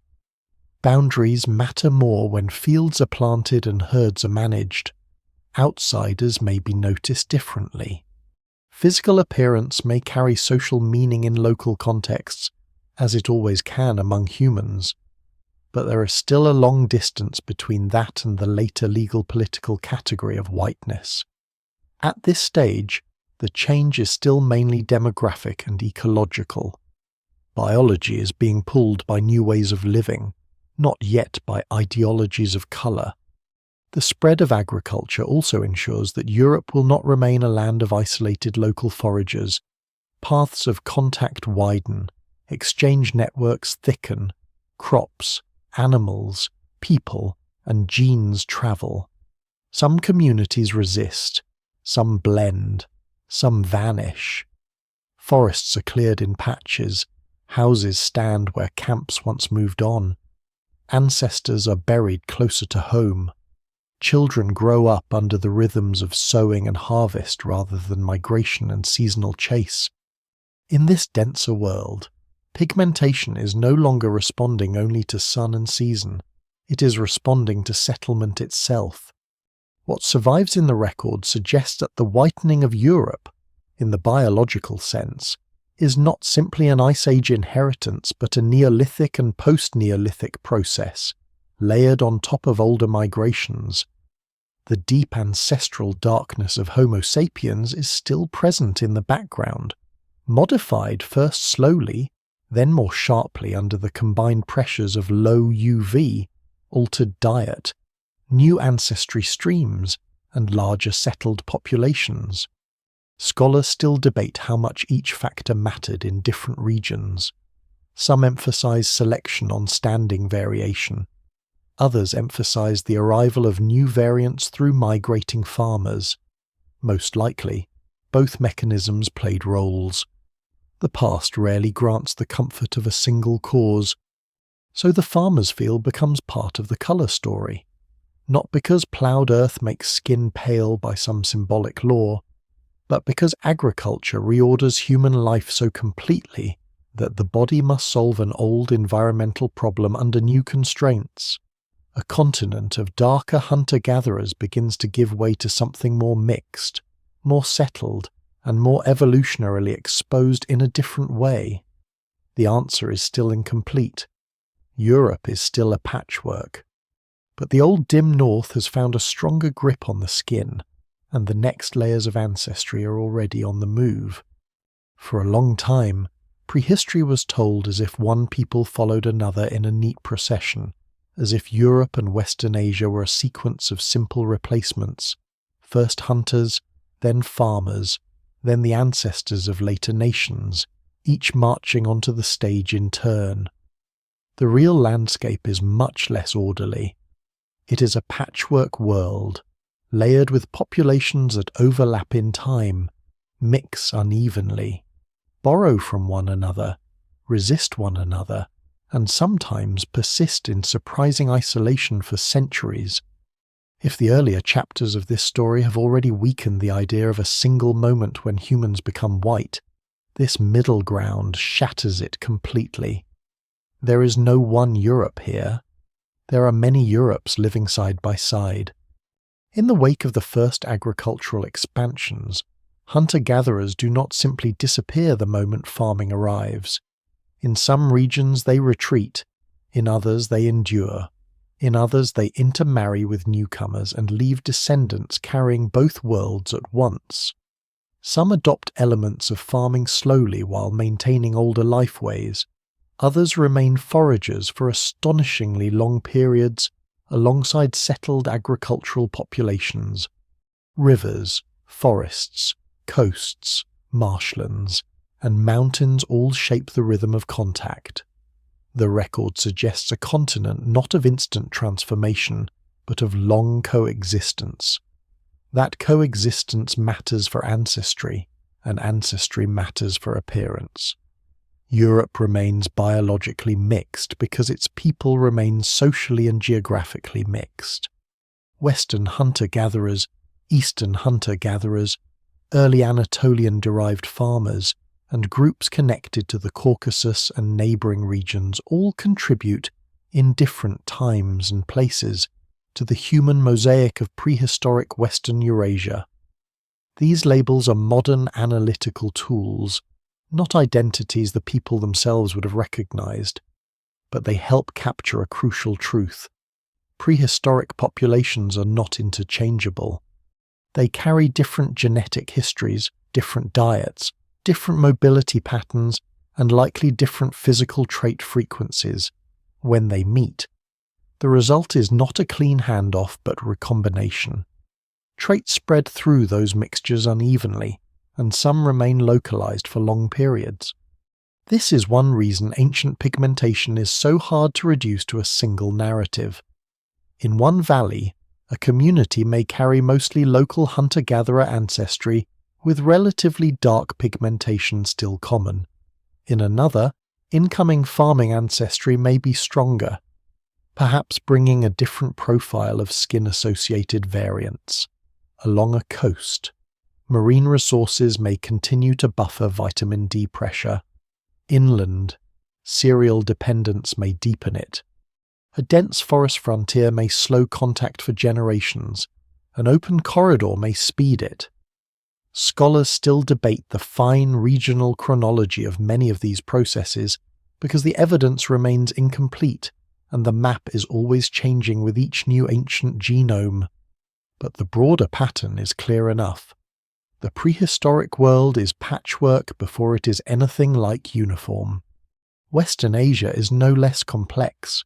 The regions between Anatolia, the Caucasus, the Iranian Plateau, and the Levant are full of populations connected by trade, movement, and repeated episodes of mixing. These regions matter because they are both sources and crossroads. Some of the ancestry that enters Europe with early farmers passes through them. Some remains local. Some later contributes again under different historical conditions. Pigmentation history here is especially difficult to summarize because light environment, subsistence, and ancestry vary enormously across relatively short distances. Yet the principle holds. There is no single original white source population from which the rest of the story cleanly unfolds. There are interacting zones, each contributing something different to the eventual biological landscape of Eurasia. The visual implications are profound. Imagine not a continent of one look, but a shifting spectrum. Along one river system, darker-skinned hunter-gatherer descendants with deep local roots still dominate. In newly settled farming villages farther south, people with a different ancestry profile and perhaps somewhat lighter pigmentation are raising crops in timber houses. In frontier regions between them, children inherit combinations that have not existed before. Elsewhere, isolated communities continue old ways with little interference. What later centuries will flatten into continental identities is, at this stage, an unstable mosaic of faces, bodies, and lineages moving in and out of contact. This is also where older racial habits of thought fail most visibly. Those habits seek origins in purity. They want one original people from whom the true Europeans or true Western Asians descend. Ancient DNA offers no such comfort. The farther back one looks, the more ancestry resembles braided water. Streams separate, merge, split again, and rejoin. There are pulses of migration, yes, but these pulses enter worlds already inhabited and already diverse.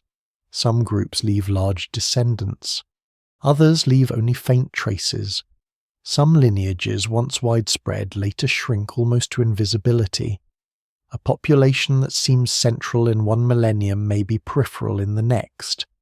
No single explanation fully accounts for the final shape of later populations because later populations are accumulations, not beginnings. The patchwork nature of the prehistoric world also changes how one thinks about selection. Natural selection does not act on a blank continent all at once. It acts within populations that differ in ancestry and lifestyle, and that exchange genes at different rates. This means a useful pigmentation variant can spread rapidly in one region and remain rare in another. It can be introduced by migration into a new setting, then amplified by local selection. Or it can remain stuck at low frequency if the demographic structure prevents it from spreading widely. The result is that skin color evolution has a geography as well as a biology. Maps matter, corridors matter, contact zones matter. There is a human texture to this complexity that pure genetics can only hint at. One can imagine a child born in a farming village at the edge of a great forest, with grandparents from two different ancestral worlds. One line descends from people who gathered shellfish along coasts and hunted red deer beneath thick woodland canopies. Another descends from early agriculturalists whose ancestors crossed into Europe with goats, wheat, and pottery. The child does not know any of this in abstract terms, of course. The child knows weather, kin, labour, and the scent of cooked grain, but in that body, the long histories of migration and adaptation are already combining. The future of Europe is being assembled in households before it is visible in maps. This is why the phrase "when did humans become white" continues to dissolve under scrutiny. Which humans, in which region?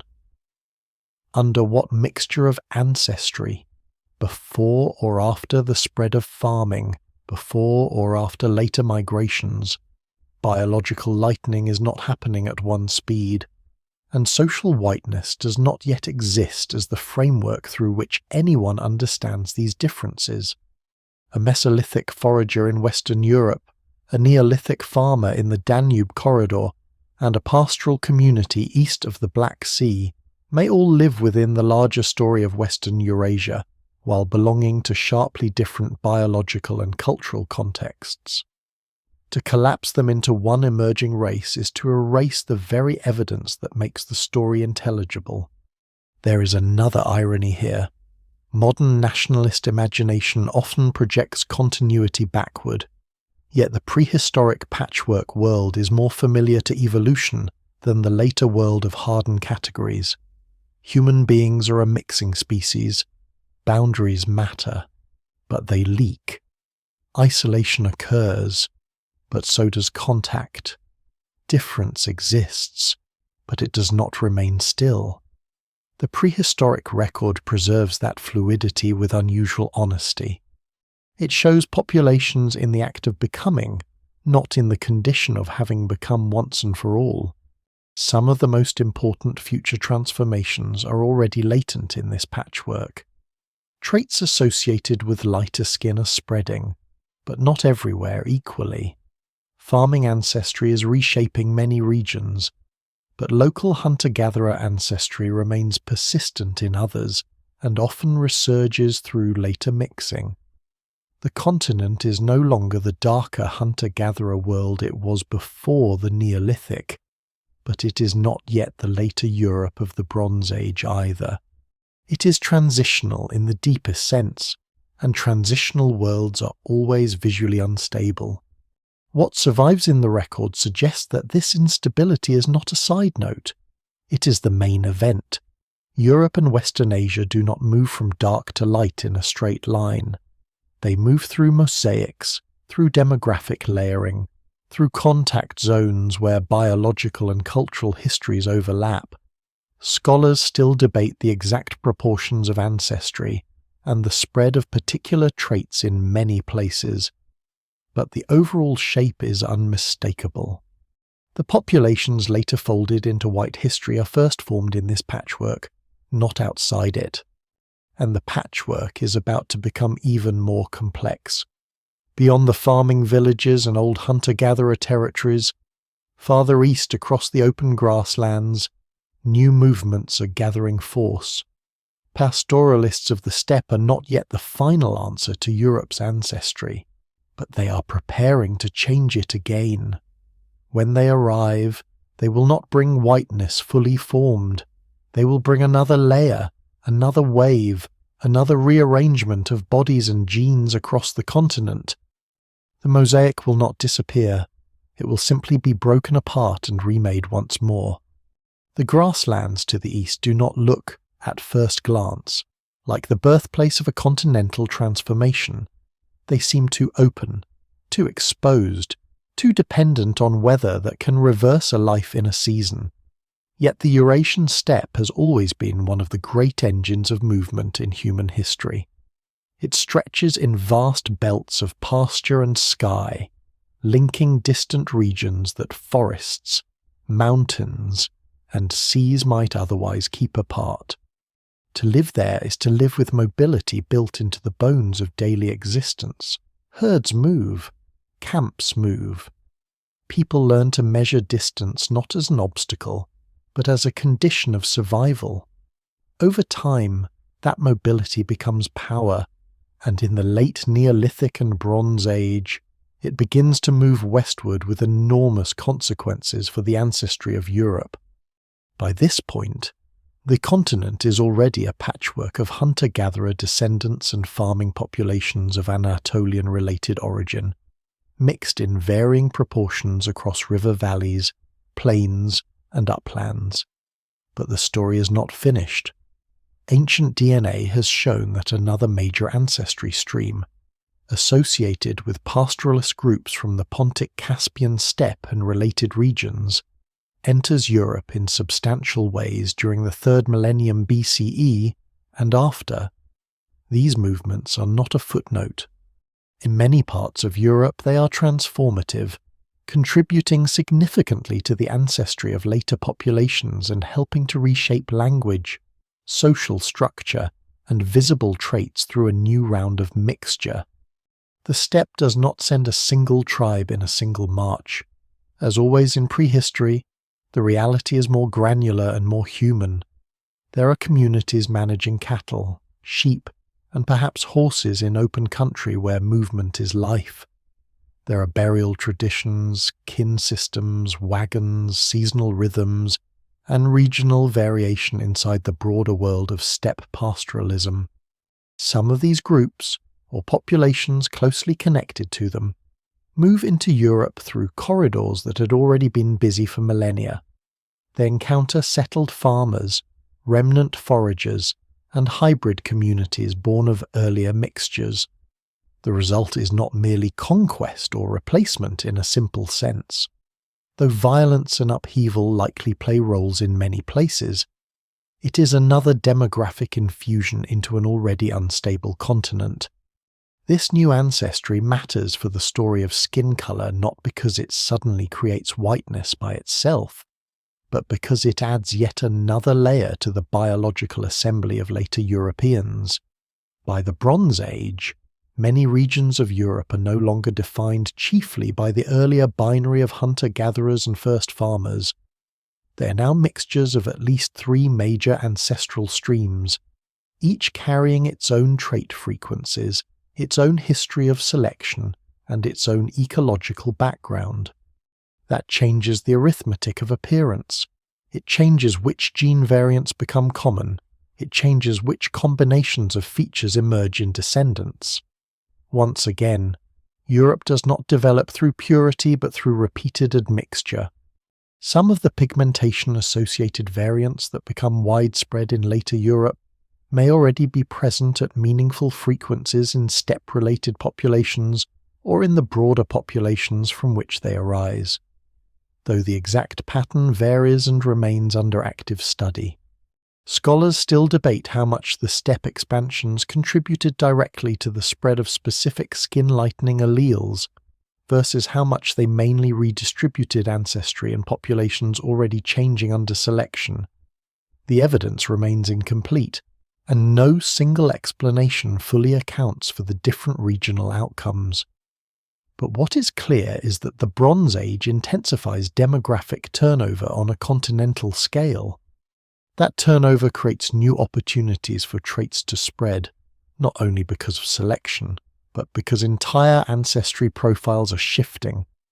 This is also where the old desire for a single origin story fails again.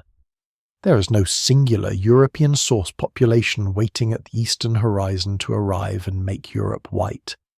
The steppe peoples are themselves products of earlier mixtures and adaptations. Their world connects eastern and western Eurasia in ways that complicate every simple map. They belong to a corridor, not an island. Their arrival westward does not end mixture, it multiplies it. In some areas their ancestry becomes very influential. In others it blends more gradually. In others the pattern remains uneven for centuries. The future face of Europe is still being built from parts. The Bronze Age is, in that sense, a time of changing faces in more than one register. Not just pigmentation, but stature, facial structure, hair and eye trait frequencies, disease exposures, and cultural identities are all being reshaped through repeated movement and mixing. Metalworking expands. Long-distance exchange thickens. Burial monuments change.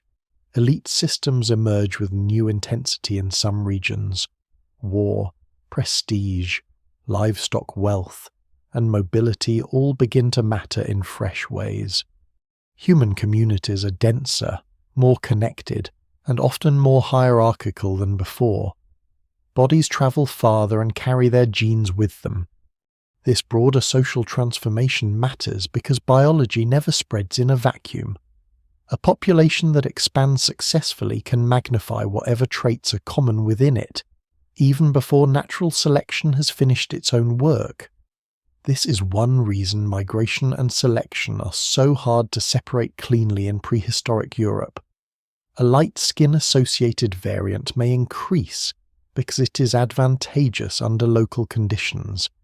It may also increase because the populations carrying it become demographically successful and leave many descendants. Often both things happen at once. Later observers attempted to describe the final result as if it were inevitable, but nothing about it is inevitable in advance. It depends on who moves, who survives, who has children, and under what environmental pressures they live. By now, however, a pattern is becoming visible.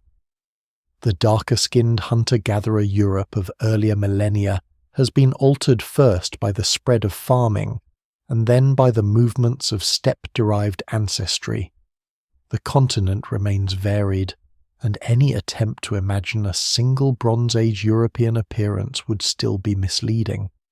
But the biological ingredients of later European light skin are now much more broadly distributed than before. Europe is not yet modern, but it is becoming recognizably ancestral to many later European populations in a way that earlier periods were not. The familiar visual world is beginning to emerge, though not everywhere equally, and not all at once.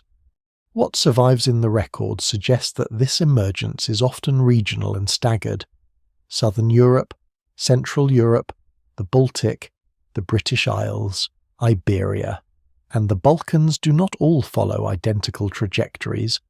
Local ancestry mixtures remain distinctive. Climatic conditions differ. Diets differ. Contact with neighbouring regions differs. Some populations retain more of one ancestral component, some more of another. Some experience stronger later gene flow. The steppe contribution is large in many places, but not uniform in effect. This is why the question of when humans become white continues to resist a simple date. Even in the Bronze Age, one region may look more familiar to modern eyes than another. There is also a danger in overstating the steppe story, turning it into yet another myth of origin. Popular discussions sometimes seize on one ancestry component and treat it as the secret key to Europe, as if the complicated mosaic can finally be reduced to a heroic migration. The evidence does not support that kind of simplification. Steppe ancestry is enormously important, but so are the earlier farmers, so are the deeper hunter-gatherer lineages, so are the later historical movements that continue to reshape the continent. Europe is not made by one arrival, it is made by repeated arrivals, each layered onto what came before. And this is the deeper lesson of the Bronze Age transformation. Human appearance is historical. It is not a fixed continental essence. The faces associated with Europe today are not timeless inheritances from the first people to enter the continent. They are the outcome of long recombination among populations that once looked different from one another, and often look different from their descendants. By the time later civilizations arise and begin recording ancestry, territory, and belonging in written form, much of the biological groundwork has already been laid by prehistory's quieter revolutions migration, diet change, selection, and mixture. The steppe, then, does not solve the mystery so much as sharpen it. By adding another major ancestry stream, it helps produce the demographic world from which later Europeans emerge. It brings the continent closer to the pigmentation patterns that will one day seem self-evident to people who have forgotten how recently those patterns formed, but it still does not give us a moment when humanity becomes white. It gives us another stage in a gradual convergence, one in which the biological traits later associated with whiteness become more common, while the social category itself remains unborn. That distinction grows impossible to ignore now. The genes are assembling, the populations are blending, the continent is changing visibly over time. But no Bronze Age villager, herder, or chief is yet living inside the modern racial system. Light skin can be ancient in adaptation while whiteness remains historically absent. The farther the biology advances, the more sharply that separation stands out. To answer the original question honestly, one must soon stop looking only at pigment and begin asking when a shade of skin becomes an identity, a status, and eventually a border. By now, the temptation to ask for a date becomes almost unbearable. After all the migrations, all the changing skies, all the genes rising and falling through ancient populations, it seems only fair that the story should finally yield a moment, a threshold, a line one can point to on a timeline and say, here, this is when humans become white. But the closer the evidence approaches that demand, the more completely it refuses it. There is no single moment because the question bundles together two different histories and expects them to move at the same speed. One is the history of pigmentation, which unfolds gradually through adaptation, migration, and mixture. The other is the history of whiteness as a social identity, which emerges much later through law, hierarchy, empire, and belief. Even the biological part alone does not provide a clean date. The social part provides one even less. This is the central correction the whole story has been building toward. Human populations do not become light-skinned all at once, and light-skinned populations do not instantly become white in the modern sense. Those are separate developments, linked but not interchangeable. Some communities in Western Eurasia gradually evolve lighter pigmentation over thousands of years under specific ecological and demographic pressures. That process begins after humanity's origin in Africa, intensifies in some northern settings, accelerates under changing diets and settlement patterns, and is repeatedly reshaped by migration. But nowhere inside that process is there a day when whiteness appears as an obvious natural category. Nature produces gradients. History produces borders. Even if one ignores the later social meaning and focuses only on pigmentation, the timeline remains uneven. Some early modern humans enter Europe tens of thousands of years before major light skin-associated variants become common there. Some hunter-gatherer groups remain relatively dark-skinned long after settlement in northern latitudes. Early farmers introduce new ancestry, and perhaps some important pigmentation variants, but they do not create a continent-wide uniform appearance. Step-related migrations add another layer, helping spread and recombine traits that later become more typical. All the while, regional differences persist. Southern Europe is not Northern Europe. Coastal populations are not inland populations. The Baltic is not Iberia. What survives in the record suggests a long and staggered transformation rather than a shared continental awakening into whiteness.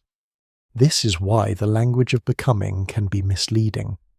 To say that humans become white suggests a completed state toward which evolution is aiming. Evolution aims at nothing. It responds. It edits. It improvises. It favors whatever increases survival and reproductive success under current conditions, and those conditions never stop shifting. Lighter skin in some populations is not a destiny fulfilled. It is a local adjustment to local pressures, strengthened in some places by migration and lifestyle. Another environment, another diet, another population history, and the outcome can differ. There is no final human colour, only temporary balances. The evidence also refuses a clean date because pigmentation itself is polygenic. There is no single gene whose appearance marks the birth of a white population. Different variants rise at different times. Some affect skin strongly, others subtly. Some travel through migration, others through local selection. Some correlate with other visible traits, some do not. A person or population can therefore appear lighter in one sense while still lacking part of the later trait profile common in modern Europeans. Scholars still debate the exact sequence in which these variants become widespread across different regions, but that very debate reveals the problem. If the transition were truly singular, it would leave a singular signature. It does not. Then there is the challenge of perception. What counts as white is not even stable within recent history, let alone prehistory. In one era, certain Mediterranean populations may be treated as ambiguously white or conditionally white by Northern Europeans. In another, Irish, Slavic, Jewish, or Southern European populations may be viewed as not quite fully inside the category by the dominant powers of a given time and place. Later, they are absorbed into it. This alone should make clear that whiteness is not simply a measurement of melanin. It is a social boundary that moves. It can widen, narrow, harden, soften, exclude, and incorporate depending on the needs of a political order. A category that changes this much in just a few centuries cannot be projected backward into the Bronze Age as if it were a law of nature. Still, the desire for a date persists because dates feel honest. They promise certainty. They promise an ending to ambiguity. But deep history often offers only phases. A better answer to the question, at least in biological terms, might be that many of the pigmentation patterns associated with later European populations emerge mainly during the Holocene, especially from the Neolithic into the Bronze Age, through the interaction of low UV conditions, altered diets, selection on pigmentation genes, and repeated migrations. That is a historically grounded answer. It is also not a date, it is a process window. And even that process window is only part of the story, because biology alone does not make white people in the historical sense. The difference between a trait and an identity is one of the most important differences in the whole human past. Traits exist whether anyone names them or not. Identity exists because people name differences, assign meanings to them, and build institutions around those meanings. Skin colour belongs to nature before it belongs to politics. But once politics takes hold, it can pretend that its categories are as old as the genes themselves. That illusion has been immensely powerful. It allows modern societies to treat racial divisions as ancient truths, when in fact they're relatively recent arrangements laid over much older and far messier biological realities. There is something almost tragic in the mismatch. Tens of thousands of years of migration, adaptation, and mixture produce visible differences among populations. Then, in the recent past, states and empires arrive and sort those differences into rigid hierarchies, retroactively treating them as if they were primordial destinies.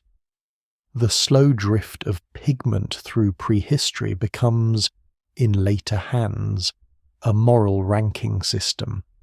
The body carries an adaptive history, but society reads it as essence. The result is that a real biological story is captured and distorted by a political one. No single explanation fully accounts for why this distortion is so attractive. Perhaps because visible difference is easy to notice and easy to exaggerate. Perhaps because hierarchies always seek the authority of nature.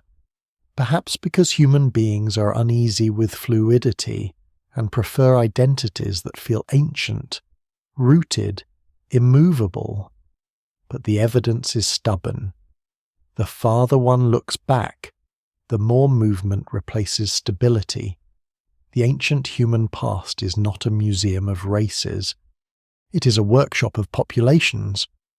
And the more one appreciates that workshop, the less satisfying the original question becomes in its simplest form. When did humans become white? Some become lighter-skinned over many thousands of years in different parts of Eurasia, especially in Western Eurasia, through a tangled interaction of ecology and ancestry. But no one becomes white in the full historical sense until much later societies begin to define, police, and reward that category. The biological and social stories overlap only partially. Confusing them is what creates the false impression that whiteness is both ancient and inevitable. By the end of prehistory, the ingredients for later Europe are largely in place. Light skin is increasingly common across many populations in the north and west of Eurasia. The ancestry streams that will dominate much of later Europe have already mixed in significant ways. To modern eyes, some of these populations might begin to look familiar, yet even now, the category of white remains absent. People belong to kin groups, villages, lineages, language communities, chiefdoms, kingdoms, cults, and regions. They may notice strangers as foreign, hostile, noble, poor, or barbarian, but they are not yet living inside the modern architecture of race. That architecture will come later, and when it comes, it will take this long biological prehistory and compress it into a lie of permanence. It will say that white people have always existed. It will say that visible difference maps cleanly onto natural kinds. It will say that the social order merely reflects biology. By this point in the story, enough has already been uncovered to see how false that will be. There is no first white morning in prehistory. There is only a long accumulation of changes in skin, spread through migration and selection, waiting for later centuries to misunderstand what they mean. For most of human history, the dead stayed silent in one important way. Their bones could reveal age, injury, diet, violence, labour, disease, and sometimes kinship through burial context. But they could not easily reveal the deeper ancestry hidden in cells long since broken down by time. Archaeologists could build worlds from stone, ash, pollen, isotopes, and graves. Yet one dimension of the story remained maddeningly out of reach. Whole theories were built around skull shapes, measurements, and visual assumptions that now look fragile at best and ideologically compromised at worst. Then, in the last few decades, the silence began to break. Tiny fragments of ancient DNA, extracted from teeth, petrous bone, and other rare survivors of decay, started to speak, and once they did, the history of human colour and ancestry could no longer be told the old way. Ancient DNA did not merely add detail to an existing picture, it reorganised the picture itself. Questions that had once been approached through guesswork could now be tested directly, at least in part. Researchers could compare prehistoric individuals across time and space, trace ancestry shifts, detect episodes of mixture, and estimate the presence of gene variants associated with certain traits. The technique came with enormous difficulty. DNA degrades. Contamination is always a danger. Preservation varies drastically by climate and burial conditions. Statistical interpretation requires caution. Traits, especially visible ones, are rarely controlled by one gene alone. The evidence remains incomplete, and each new dataset is still only a sample of vanished populations rather than the total archive of humanity. But even with those limits, the results have been revolutionary. One of the clearest revelations is that Europe's ancestry history is not a tale of continuity from one original people. Instead, it shows repeated turnovers and combinations hunter-gatherers, early farmers with ancestry rooted in Anatolia and adjacent regions, and later populations carrying substantial steppe-related ancestry, all contributing in different ways to later Europeans. This three-part model is, of course, still a simplification of a more complex reality, but it captures the broad structure well enough to overturn older racial storytelling. Europe is not biologically timeless, it is historically assembled. That matters because pigmentation traits are moving through this assembly process, not standing outside it. Ancient DNA has also given substance to what once sounded merely provocative. Some early Europeans likely had darker skin than many modern Europeans. This was not a symbolic correction imposed on the past. It emerged from genetic evidence suggesting that certain light skin-associated variants common in present-day European populations were rare or absent in some Mesolithic hunter-gatherers. At the same time, some of these individuals appear to have carried variants associated with lighter eye colour. The combination unsettled people largely because it made visible how artificial modern racial expectations really are. Traits do not bundle themselves according to modern ideology. The past is under no obligation to resemble a 19th century chart.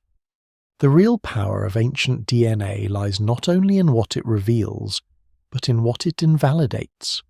Older models often assumed that visible continental differences were ancient, stable, and easy to classify. Genetic evidence has shown instead that many such differences are relatively recent in frequency, shaped by Holocene migrations and selection, rather than fixed since the dawn of Homo sapiens. It has shown that major ancestry components enter regions later than expected, that populations thought to be anciently rooted are often products of mixture, and that visible traits can change dramatically without any clean break in human continuity. In other words, paleogenetics has turned race from an assumed starting point into a historical problem that must be explained, not presumed. This does not mean genetics answers everything. There is a modern temptation to treat DNA as a kind of final oracle, able to settle every question if only enough data are gathered. That confidence can become its own distortion. Genes can reveal ancestry, relatedness, and probable trait associations, but they do not preserve language, custom, emotion, or self-understanding. They do not tell us what people called themselves, how they imagined difference, or whether skin color carried the meanings it later would. Even in the matter of pigmentation, ancient DNA offers probabilities and patterns rather than full-color portraits. Scholars still debate how strongly specific variants affect actual appearance in different ancient contexts, especially when only part of the trait architecture is understood. A responsible reading of paleogenetics is therefore both bold and restrained, bold in revising old assumptions, restrained in claiming total clarity. Still, some of its revisions are profound enough to permanently change the frame of the question. When did humans become white? Ancient DNA pushes back immediately by showing that the populations ancestral to modern Europeans are themselves layered and recent in their mixture. It shows that several of the biological traits associated with light skin rise in frequency later than many had assumed. It shows that ancient Europe includes combinations of ancestry and appearance that modern racial systems would struggle to classify. It shows, above all, that the journey from ancestral African pigmentation to later European light skin is not a straight line but a braided sequence of movements and selective episodes. Paleogenetics has also helped illuminate another crucial point. Similar appearances can hide different histories, and different appearances can emerge from related populations under different pressures. This is why global skin color cannot be reduced to a European story. Lighter skin evolves in more than one region, and not always by the same genetic route. Some of the best-known pigmentation variants in Europe are not the same ones driving lighter pigmentation in parts of East Asia. This is a vital correction because it breaks the old idea that white traits reflect one singular superior lineage branching early from the rest of humanity. The evidence instead suggests multiple adaptive solutions shaped by different regional histories. The methodology itself has changed how history is practiced. Archaeology used to lean more heavily on artifacts and burial styles to infer population movement. Now those inferences can sometimes be tested against genomes. In some cases, the material culture and the ancestry line up neatly. In others, they do not. A pottery style may spread without mass migration. A major migration may leave only subtle changes in artifacts. This complexity matters for the color story because it warns against simple visual narratives. A region may look culturally continuous while changing genetically, or it may absorb new cultural practices while remaining largely demographically local. Pigmentation traits can spread through either route depending on circumstance. No single explanation fully accounts for all cases. There is, too, a broader philosophical consequence. Ancient DNA has made the human past feel less like a gallery of finished peoples and more like a field of ongoing recombination. That insight reaches beyond Europe. It touches the whole species. Human groups separate and reconnect. Traits rise and fall. Ancestries that later seem distinct once flow into one another repeatedly. The farther back one goes, the less convincing the modern fantasy of sealed races becomes. What appears stable in the short term often dissolves under longer scrutiny. The records suggest continuity of humanity, not continuity of racial boxes. Yet precisely because paleogenetics is so powerful, it is easily misused. There are always people eager to raid the science for confirmation of modern identity myths. One group seizes on steppe ancestry and declares it the essence of Europe. Another seizes on dark-skinned Mesolithic hunter-gatherers and tries to reduce the whole continent to a counter-myth. Both moves flatten a dynamic story into a slogan. The real lesson is not that one ancestral layer is the true Europe, but that Europe has no single true ancestral layer. It is composite all the way down. The same is true of many other regions once enough evidence is gathered. Ancient DNA does not restore purity, it destroys it. What survives in the record suggests that the human story of colour is best understood through convergence of evidence. Ancient DNA provides the ancestry and trait clues. Archaeology provides the lifeways, diets, settlements, and movements. Climate history explains changing environmental pressures. Evolutionary biology models the likely selective logic. None of these sources alone is sufficient. Together they produce a narrative far stronger than the older assumptions they replace. That narrative is still unfinished. New samples may alter the timing of some trait shifts, reveal unknown populations, or complicate existing models of migration. Scholars still debate many details, and they should, but the broad correction is already secure. By now the original question has become almost unrecognizable from its first form. Ancient DNA has shown that there is no single white origin hidden in prehistory waiting to be uncovered. There are only populations changing over time, some growing lighter skinned under particular conditions, others mixing into them, and later societies retrofitting all of that into a racial narrative that claims eternity for what is actually historical. Paleogenetics did not invent that complexity. It exposed it, and once exposed, it becomes impossible to ignore that the next stage of the story lies beyond pigment entirely. Genes can tell us when some populations became lighter. They cannot tell us when light skin became a badge of rank, belonging, and power. For that, one must leave the lab and enter the world of culture. Long before modern race hardens into law, skin is already being noticed. Human beings are too observant, too social, too alert to difference for it to be otherwise. They notice height, hair, facial structure, scars, clothing, language, posture, accent, smell, ornaments, weapons, ritual marks, and skin. But noticing is not the same as building a civilization around one detail. The ancient and medieval worlds are full of distinctions, prejudices, hierarchies, and stereotypes, yet they do not map neatly onto the racial grid familiar to the modern Atlantic world. Difference exists everywhere. Whiteness, in the full later sense, does not.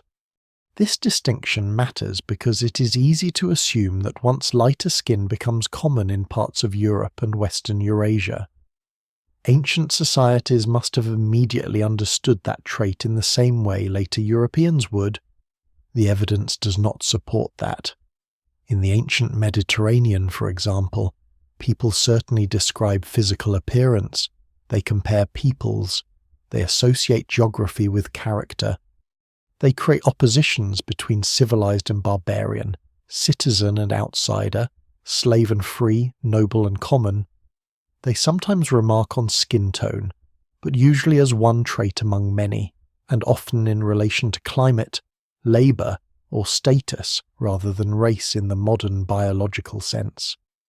A darker-skinned field worker and a lighter-skinned elite woman within the same society may be read through labour and seclusion as much as ancestry. Sun exposure itself becomes a social marker. Skin can indicate class before it indicates race. This is one of the strange turns in the history of colour. As agricultural and urban civilizations grow, people spend very unequal amounts of time outdoors.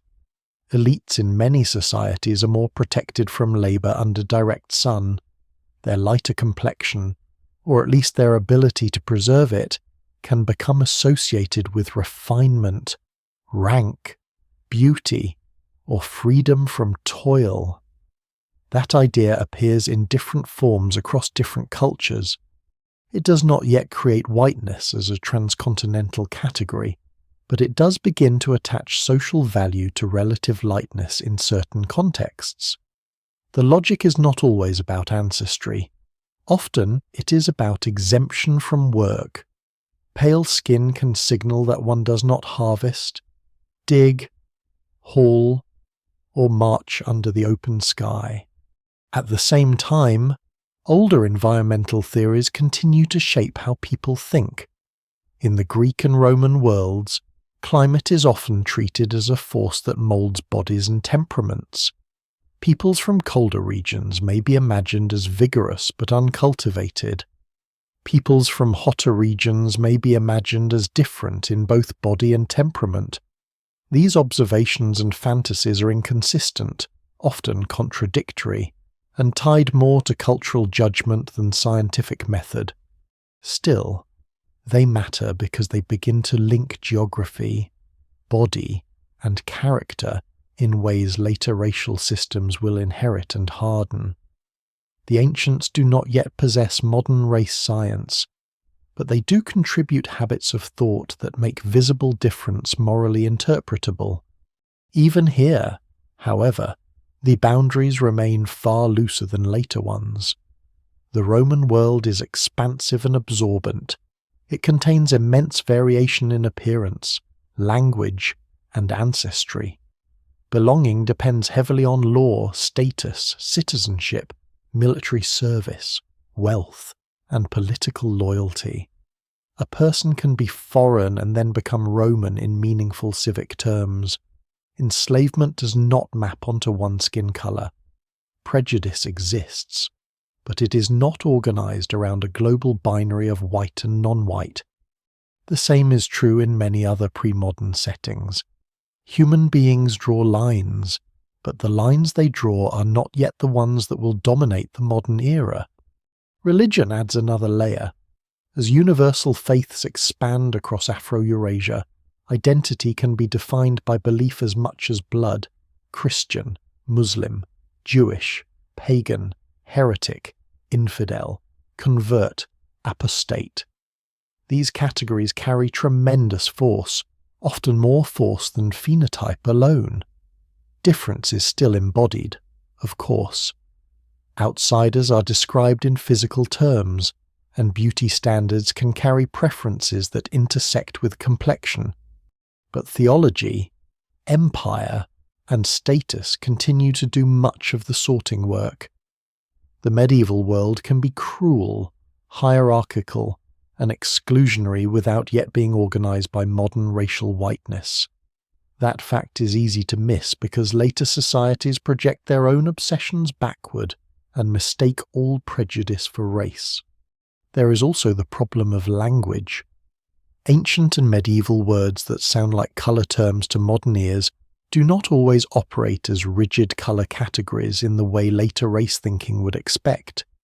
Descriptions of complexion may overlap with metaphors of health, beauty, exposure, geography, or moral imagery. Literary conventions exaggerate. Religious art stylizes. Courtly ideals drift. A fair body can mean noble, beautiful, sheltered, or luminous without serving as proof of a coherent white identity. Scholars still debate how strongly complexion functioned as an ethnic signal in some texts, because the evidence remains incomplete and context changes everything. What survives in the record suggests sensitivity to bodily difference, but not yet a stable system of whiteness as later centuries would define it. Meanwhile, across Europe and neighbouring regions, real population mixtures continue.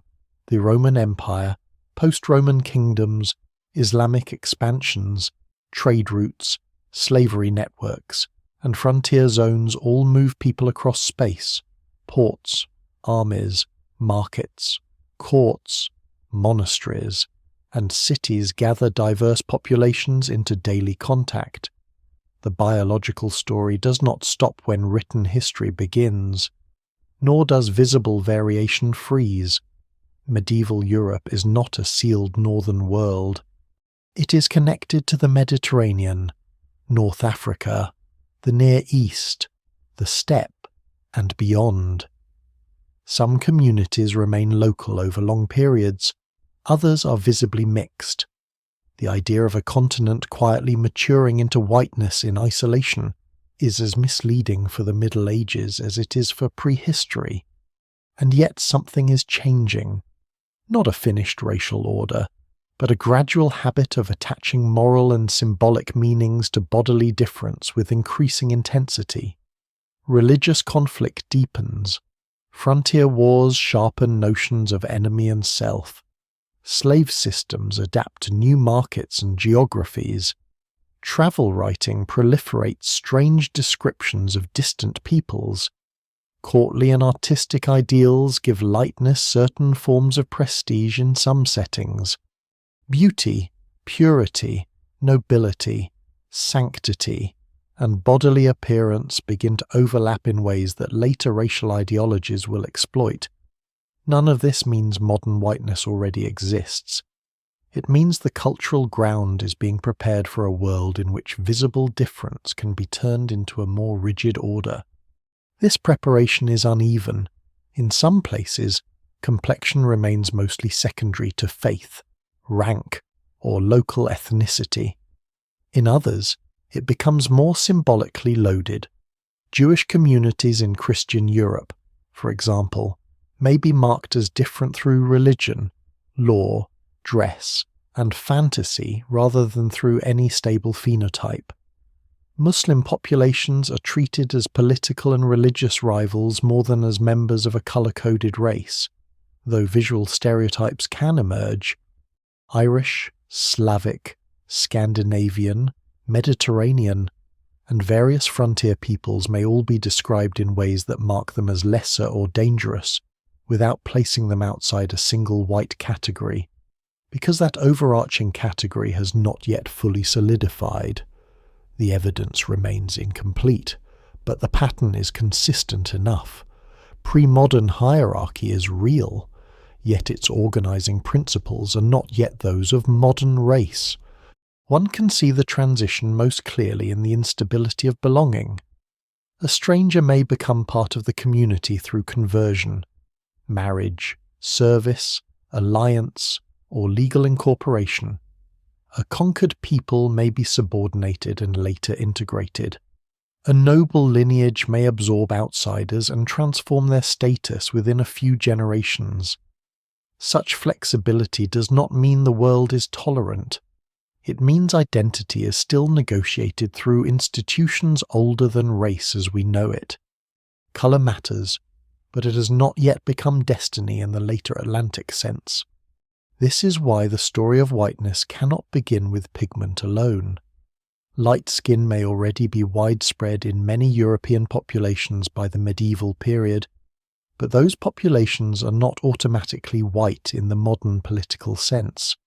They are Christians, Franks, Saxons, Venetians, peasants, nobles, merchants, serfs, Byzantines, Muslims, heretics, subjects, kin.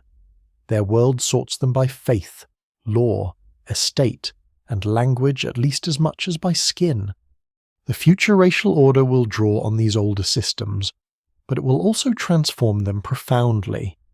What survives from these centuries is therefore not the birth of white people in the full modern sense, but a long transition from pigment as adaptation toward pigment as symbol.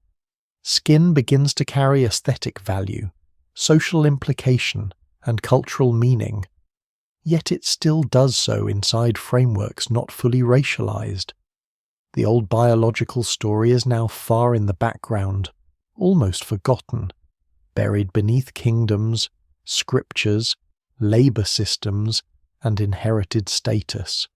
Light skin exists, but whiteness is still in the making, waiting for a harsher world of conquest and classification to give it its most powerful form. The invention of white people does not happen in prehistory, and it does not happen the moment lighter skin becomes common in Europe. It happens much later, when expanding states, merchant empires, plantation systems, colonial law, and the traffic in human bodies begin to sort the world in a new way. By then, the old biological story is ancient. The genes have already done most of their work. Populations across Europe already contain the pigmentation patterns that later generations will take for granted. But a pale complexion alone is still not enough to create whiteness. Whiteness in the modern sense, is not merely a look, it is a rank. It is a legal and political identity built to distinguish, include, exclude, protect, and dominate. This is one of the hardest shifts for modern people to grasp because the category now feels so natural to those raised inside it. Yet early modern Europe is full of populations who are Christian and often light-skinned, but who are not yet securely gathered into one unified white identity. English attitudes toward the Irish, Spanish attitudes toward converted peoples, elite suspicion towards Slavs, the unstable position of Jews across Europe, and the uneven status of Southern and Eastern Europeans all reveal a world where hierarchy is intense, but whiteness is not yet the single master label it will later become. The category must be built. It is not simply waiting in the blood. The great engine of that construction is empire. When European powers move outward into the Atlantic, the Americas, Africa, and parts of Asia, they encounter populations they classify as radically different and, crucially, they begin to build systems that require permanent justification for unequal treatment. Conquest alone is not enough. Slavery on a massive scale, land seizure on a massive scale, and hereditary subordination on a massive scale need stories that can survive generations. Religion helps at first. Christians may claim authority over non-Christians. Civilized may claim authority over savage. But these explanations are unstable because belief can change. A person can convert. A people can be baptized. If domination is to become inheritable, it needs a mark that seems permanent. Skin becomes one of the most useful marks available. This is where older habits of bodily difference harden into something new. Color is no longer just noticed, it is organized. Laws begin to distinguish populations not only by faith or status, but by ancestry attached to visible difference. Colonial societies in the Americas become especially important laboratories for this shift. Europeans, indigenous peoples, enslaved Africans, free mixed populations, and later many others are drawn into systems where labor, freedom, land, and inheritance depend increasingly on classification. Categories vary across empires and colonies, but the trend is unmistakable. Light-skinned Europeans, or those accepted as such, acquire privileges that others do not. Over time, these privileges become normalized. Whiteness starts to function as property, protection, and presumed fitness to rule. This legal and economic process matters more than abstract philosophy, though philosophy soon arrives to rationalize it. The plantation world is especially decisive in slave societies, where vast wealth depends on the permanent exploitation of Africans and their descendants. Social lines must be sharpened. The child of an enslaved woman may inherit enslavement regardless of the father's status. Degrees of ancestry may be catalogued. Intermixture may be simultaneously common in practice and punished in law. European labourers, whatever their internal differences, may be granted a superior status over enslaved Africans and indigenous peoples. This is one of the points at which scattered European ethnicities begin to consolidate into something like a white bloc. Not because their differences vanish, but because empire gives them a shared advantage. The transformation is not immediate, and it is not identical everywhere. Iberian empires often produce more elaborately tiered caste systems, at least in theory, than some British colonies do. French, Dutch, Portuguese, Spanish, and English empires each develop their own racial vocabularies and legal traditions. The evidence remains incomplete in some local contexts, and historians still debate the pace at which class, religion, and colour merge into more fully racialized systems. But the broader movement is clear. By the 17th and 18th centuries, especially in the Atlantic world, whiteness is becoming legible as a common identity that can override older European distinctions when power requires it. This is where biology and politics finally meet in the most deceptive way. A real physical variation, one shaped over thousands of years by climate, diet, and migration, is seized upon and converted into a moral political category. Light skin becomes evidence not merely of ancestry, but of civilization, reason, beauty, fitness, and entitlement in the eyes of the ruling order. None of those meanings are natural. They are assigned. Yet once assigned, they are taught as if they were embedded in nature itself. Science is eventually recruited to help. By the 18th and 19th centuries, naturalists, anatomists, and racial theorists begin classifying humanity into ranked groups, often with Europeans at the top. They borrow the authority of biology while ignoring the messy prehistory that made European pigmentation possible in the first place. The cruelty of this system lies partly in its simplicity. The real human story is tangled, fluid, mixed, and regionally specific. The racial story invented by empire demands the opposite. It reduces all that movement into fixed types. It treats a historical advantage as a natural right. It collapses culture into blood and blood into law. It also edits Europe itself.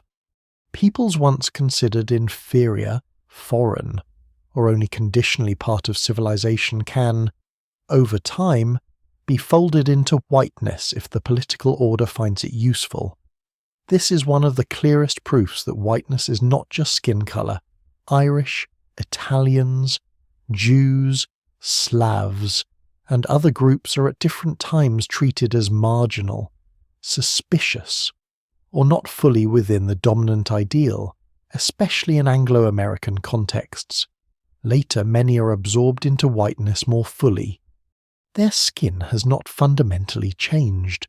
Their social category has. That flexibility is revealing. If whiteness were merely biology, its borders would not move so much, but its borders do move, repeatedly. They move because whiteness is an instrument of power before it is anything else. It can widen to recruit allies. It can narrow to defend status. It can pretend to be permanent while constantly adjusting. In one century it may emphasize religion, in another, ancestry, in another, phenotype, in another, national origin. Yet through all those shifts it retains a core function to create a superior inside category, whose privileges seem natural and whose history is rewritten as destiny.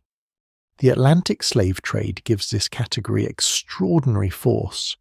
Millions of Africans are transported, sold, worked, violated, and inherited as property within systems that increasingly define blackness and whiteness as opposite legal and human conditions. The contrast hardens through daily violence and bureaucratic repetition. Race becomes not only a way of seeing but a way of governing. Courts, churches, merchants, planters, census makers, and philosophers all help stabilize it. Indigenous peoples are folded into the structure in different ways, often as obstacles to land seizure, subjects for removal, or populations to be categorized and controlled. The categories differ by colony and era, but the overall architecture of whiteness grows stronger. No single explanation fully accounts for every national version of this process. Spain's colonial caste paintings do not work exactly like Virginia's laws. Brazil's racial history differs from that of the United States. French Republican universalism coexists uneasily with colonial hierarchy. Yet across these differences, the pattern remains. Whiteness is not discovered in nature. It is manufactured in history. It uses nature as an alibi. This means the answer to the original question has now split completely in two. Humans in some regions become lighter-skinned through a long prehistoric process. White people, as a coherent political category, are invented much later, largely in the crucible of empire, slavery, colonization, and legal ordering. One story belongs to evolution, the other belongs to power. They intersect because the second story uses the visible results of the first. But they are not the same story, and treating them as the same is exactly how racial myth sustains itself. By the time modern whiteness stands fully formed, it has already forgotten its own making. It presents itself as ancient, obvious, and natural. It points to pale skin and claims timelessness. But beneath that claim lies a much stranger truth. The skin is older than the category by many thousands of years, and the category is not born from biology alone but from ships, plantations, courts, and empires. In that sense, white people are not simply found in history. They are assembled there. Once whiteness exists as a political identity, it begins doing what powerful identities always do. It reaches backward into time and claims that it has always been there. It takes a contingent history and disguises it as nature. It takes a layered and unstable category and presents it as a biological fact. This is where the story stops being only about the past and becomes a story about misuse. Because few ideas have been more repeatedly weaponized than the belief that visible human difference proves ancient, separate, and unequal kinds of people. By the modern era, that belief is not merely prejudice. It is a full explanatory system, and it reshapes the way generations imagine prehistory, civilization, migration, intelligence, beauty, and belonging. The misuse works so well because it feeds on something real. Human pigmentation is real, ancestry is real, adaptation is real. Populations do differ in statistical ways, because human beings have lived in different places under different conditions for long periods of time. But race ideology takes those limited truths and stretches them far beyond what the evidence can support. It treats gradual variation as if it were hard division. It treats ancestry clusters as if they were sealed biological essences. It treats traits shaped by environment and history as if they revealed inner worth. And above all, it treats the relatively recent category of white as if it were the natural culmination of deep human evolution. That last move is one of the great falsifications of modern thought. 19th century racial science is perhaps the clearest example. By then, empire, slavery, and colonization have already built the need for hierarchy. What follows is the attempt to grant that hierarchy scientific dignity. Skulls are measured, bodies are ranked, charts are drawn. Europeans are placed at the summit of invented scales of civilization. The language shifts between biology, culture, and morality, but the conclusion remains conveniently the same.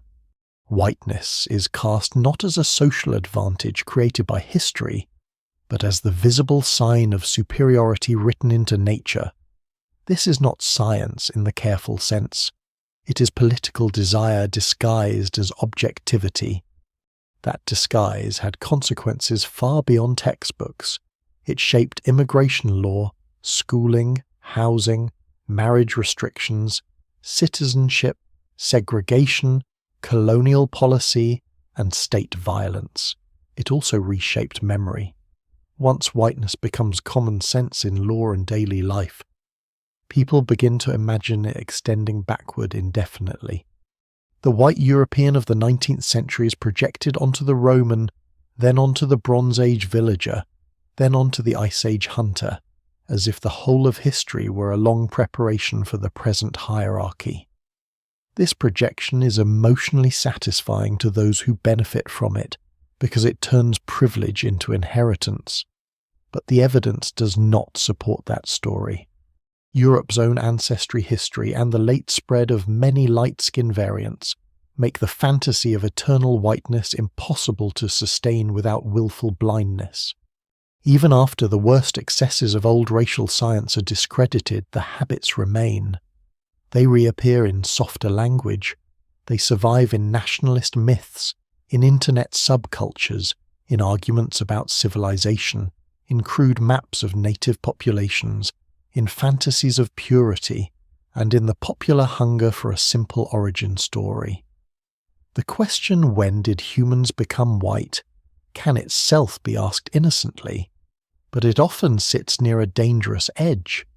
It can imply that whiteness is the endpoint of some natural human progression, or that one can locate the first truly white people and from there identify the rightful heirs of civilization.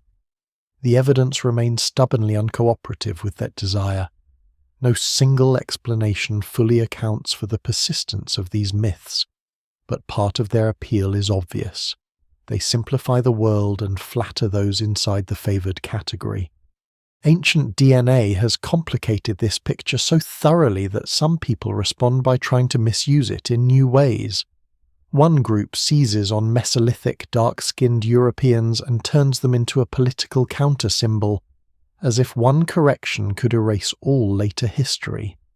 Another group clings to steppe ancestry or specific haplogroups and tries to reconstruct a pure ancestral Europe that never really existed.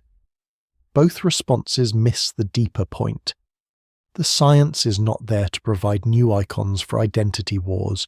It is there to show that prehistory is movement, mixture, and adaptation all the way through. The desire for purity is exactly what the record keeps disproving. This is especially clear when one looks at the mismatch between genes and categories. A population can be genetically close to another and yet be treated as racially distinct for historical reasons.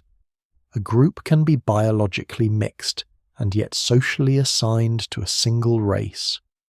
People who look similar can be divided by law, while people who look different can be folded together when power finds it useful.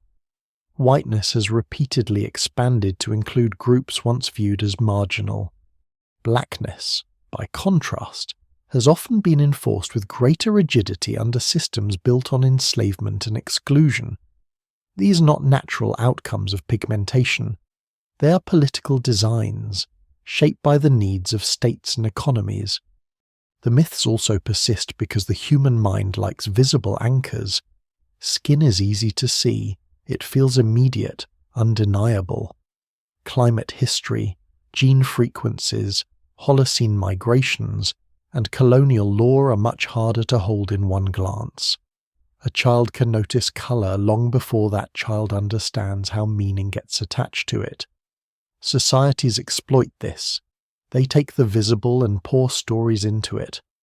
Over time, those stories come to feel self-evident. That is why the demolition of racial myths is never just a matter of adding more facts.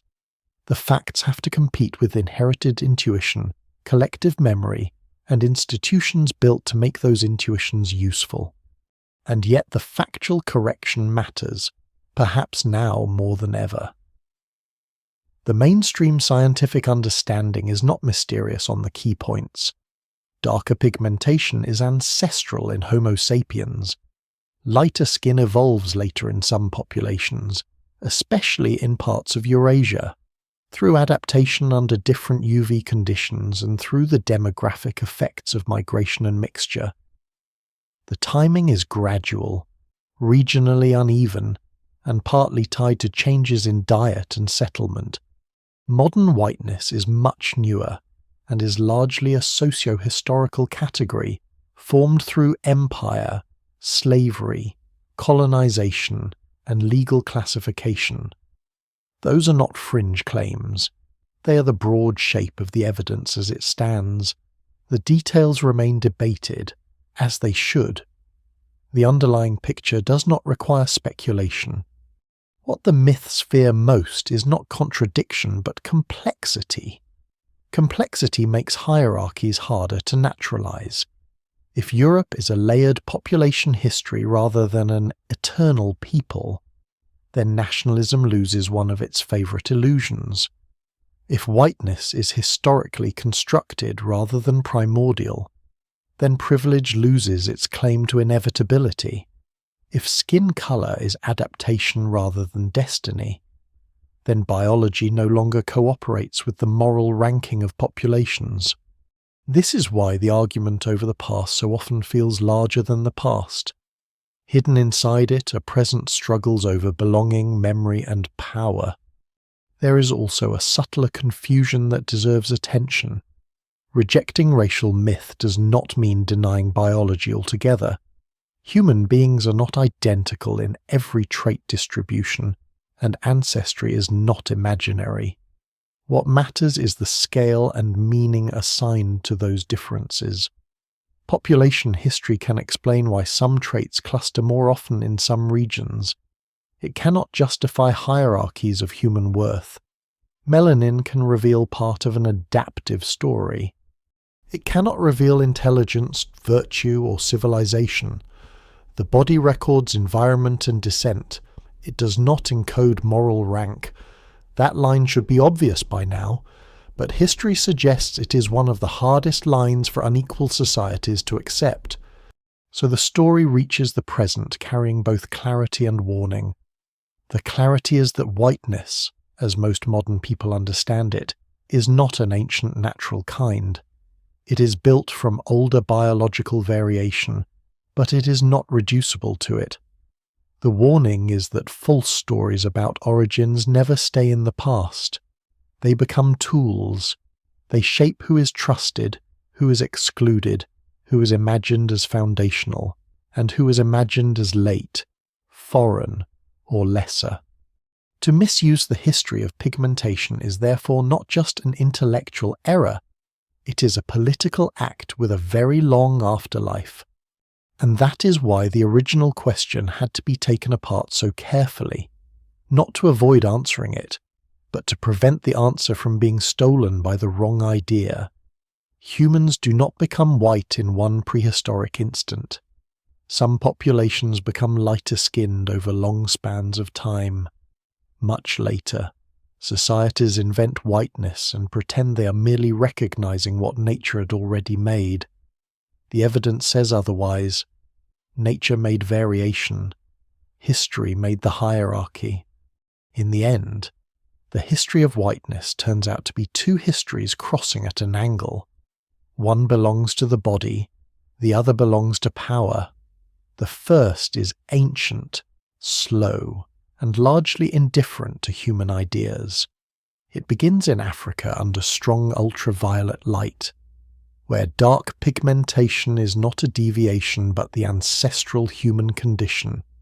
It continues as some populations move into new environments where weaker sunlight, colder climates, changing diets, and later settled agricultural life alter the balance of survival.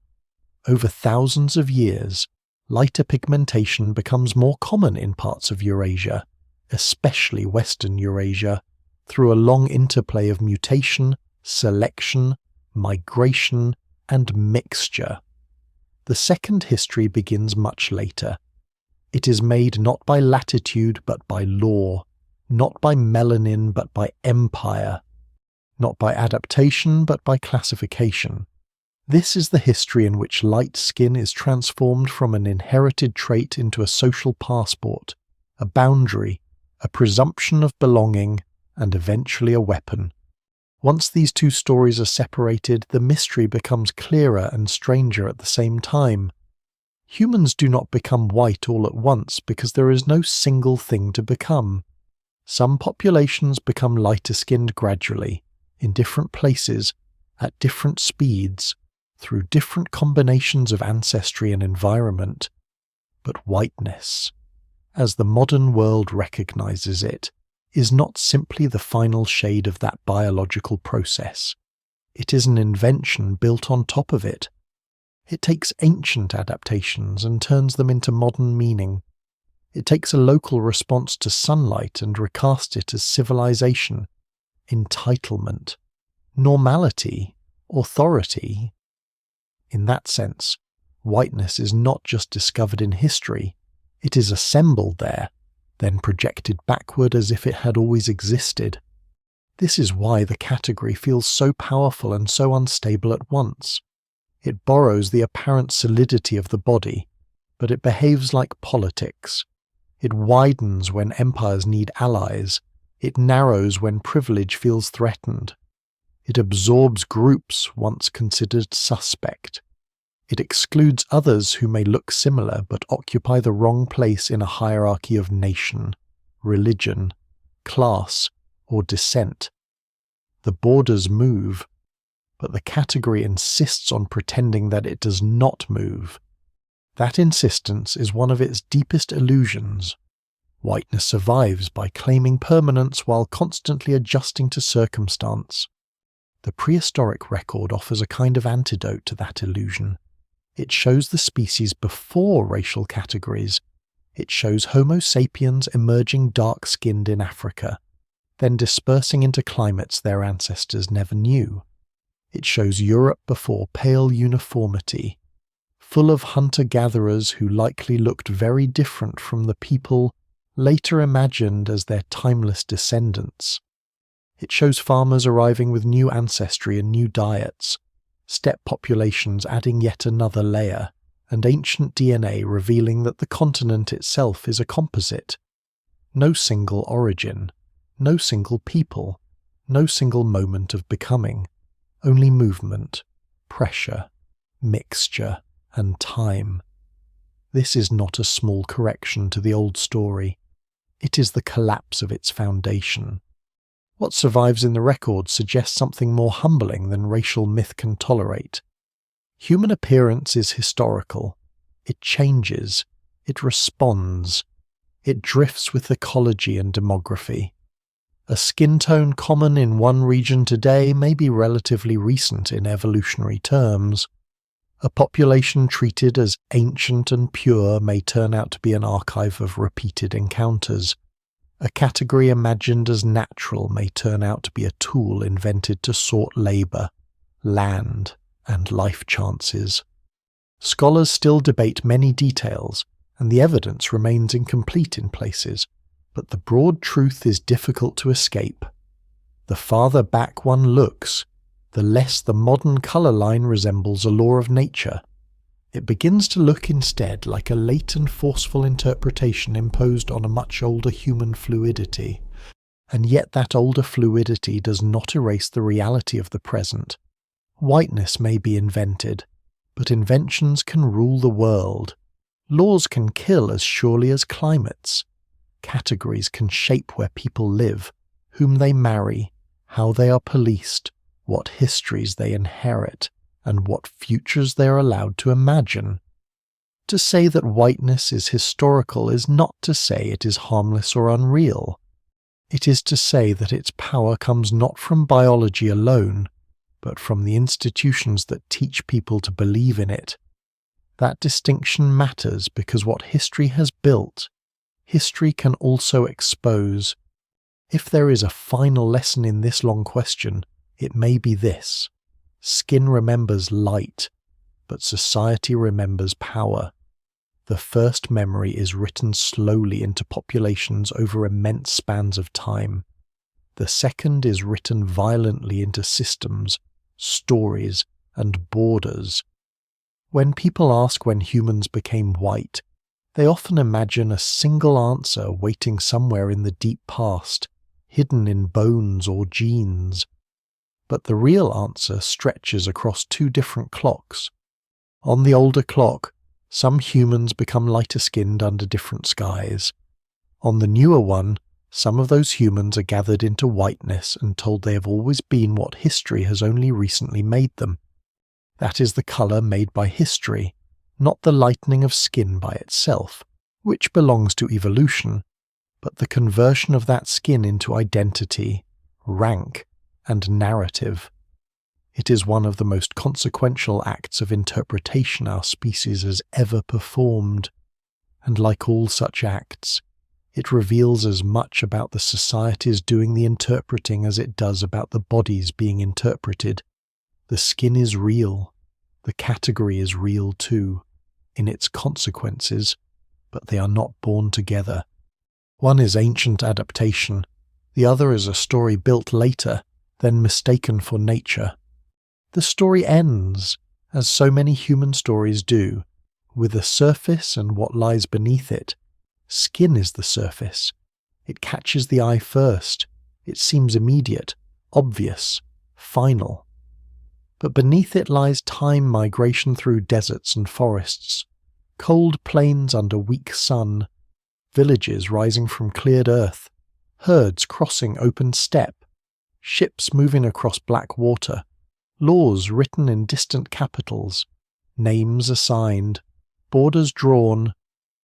The surface looks simple because time has folded itself so tightly into it. A person standing in the modern world can glance at another face and imagine that what they see has always meant what it means now. That is the quiet power of inherited categories. They make history feel natural. They make invention feel ancient. Yet the deeper record suggests something else. It suggests that human colour is first a conversation with climate, then much later a conversation with power. The first unfolds slowly and without intention. The second is loud with intention, full of ranking, sorting, rewarding, excluding. Somewhere far back, under an African sun, the ancestral human body finds one answer to light. Much later, beneath dimmer skies, some populations begin to modify that answer. Much later still, empires and states take those differences and turn them into destiny. The distance between those moments is so great that they almost seem to belong to different species of story. And perhaps they do. One belongs to survival, the other belongs to meaning.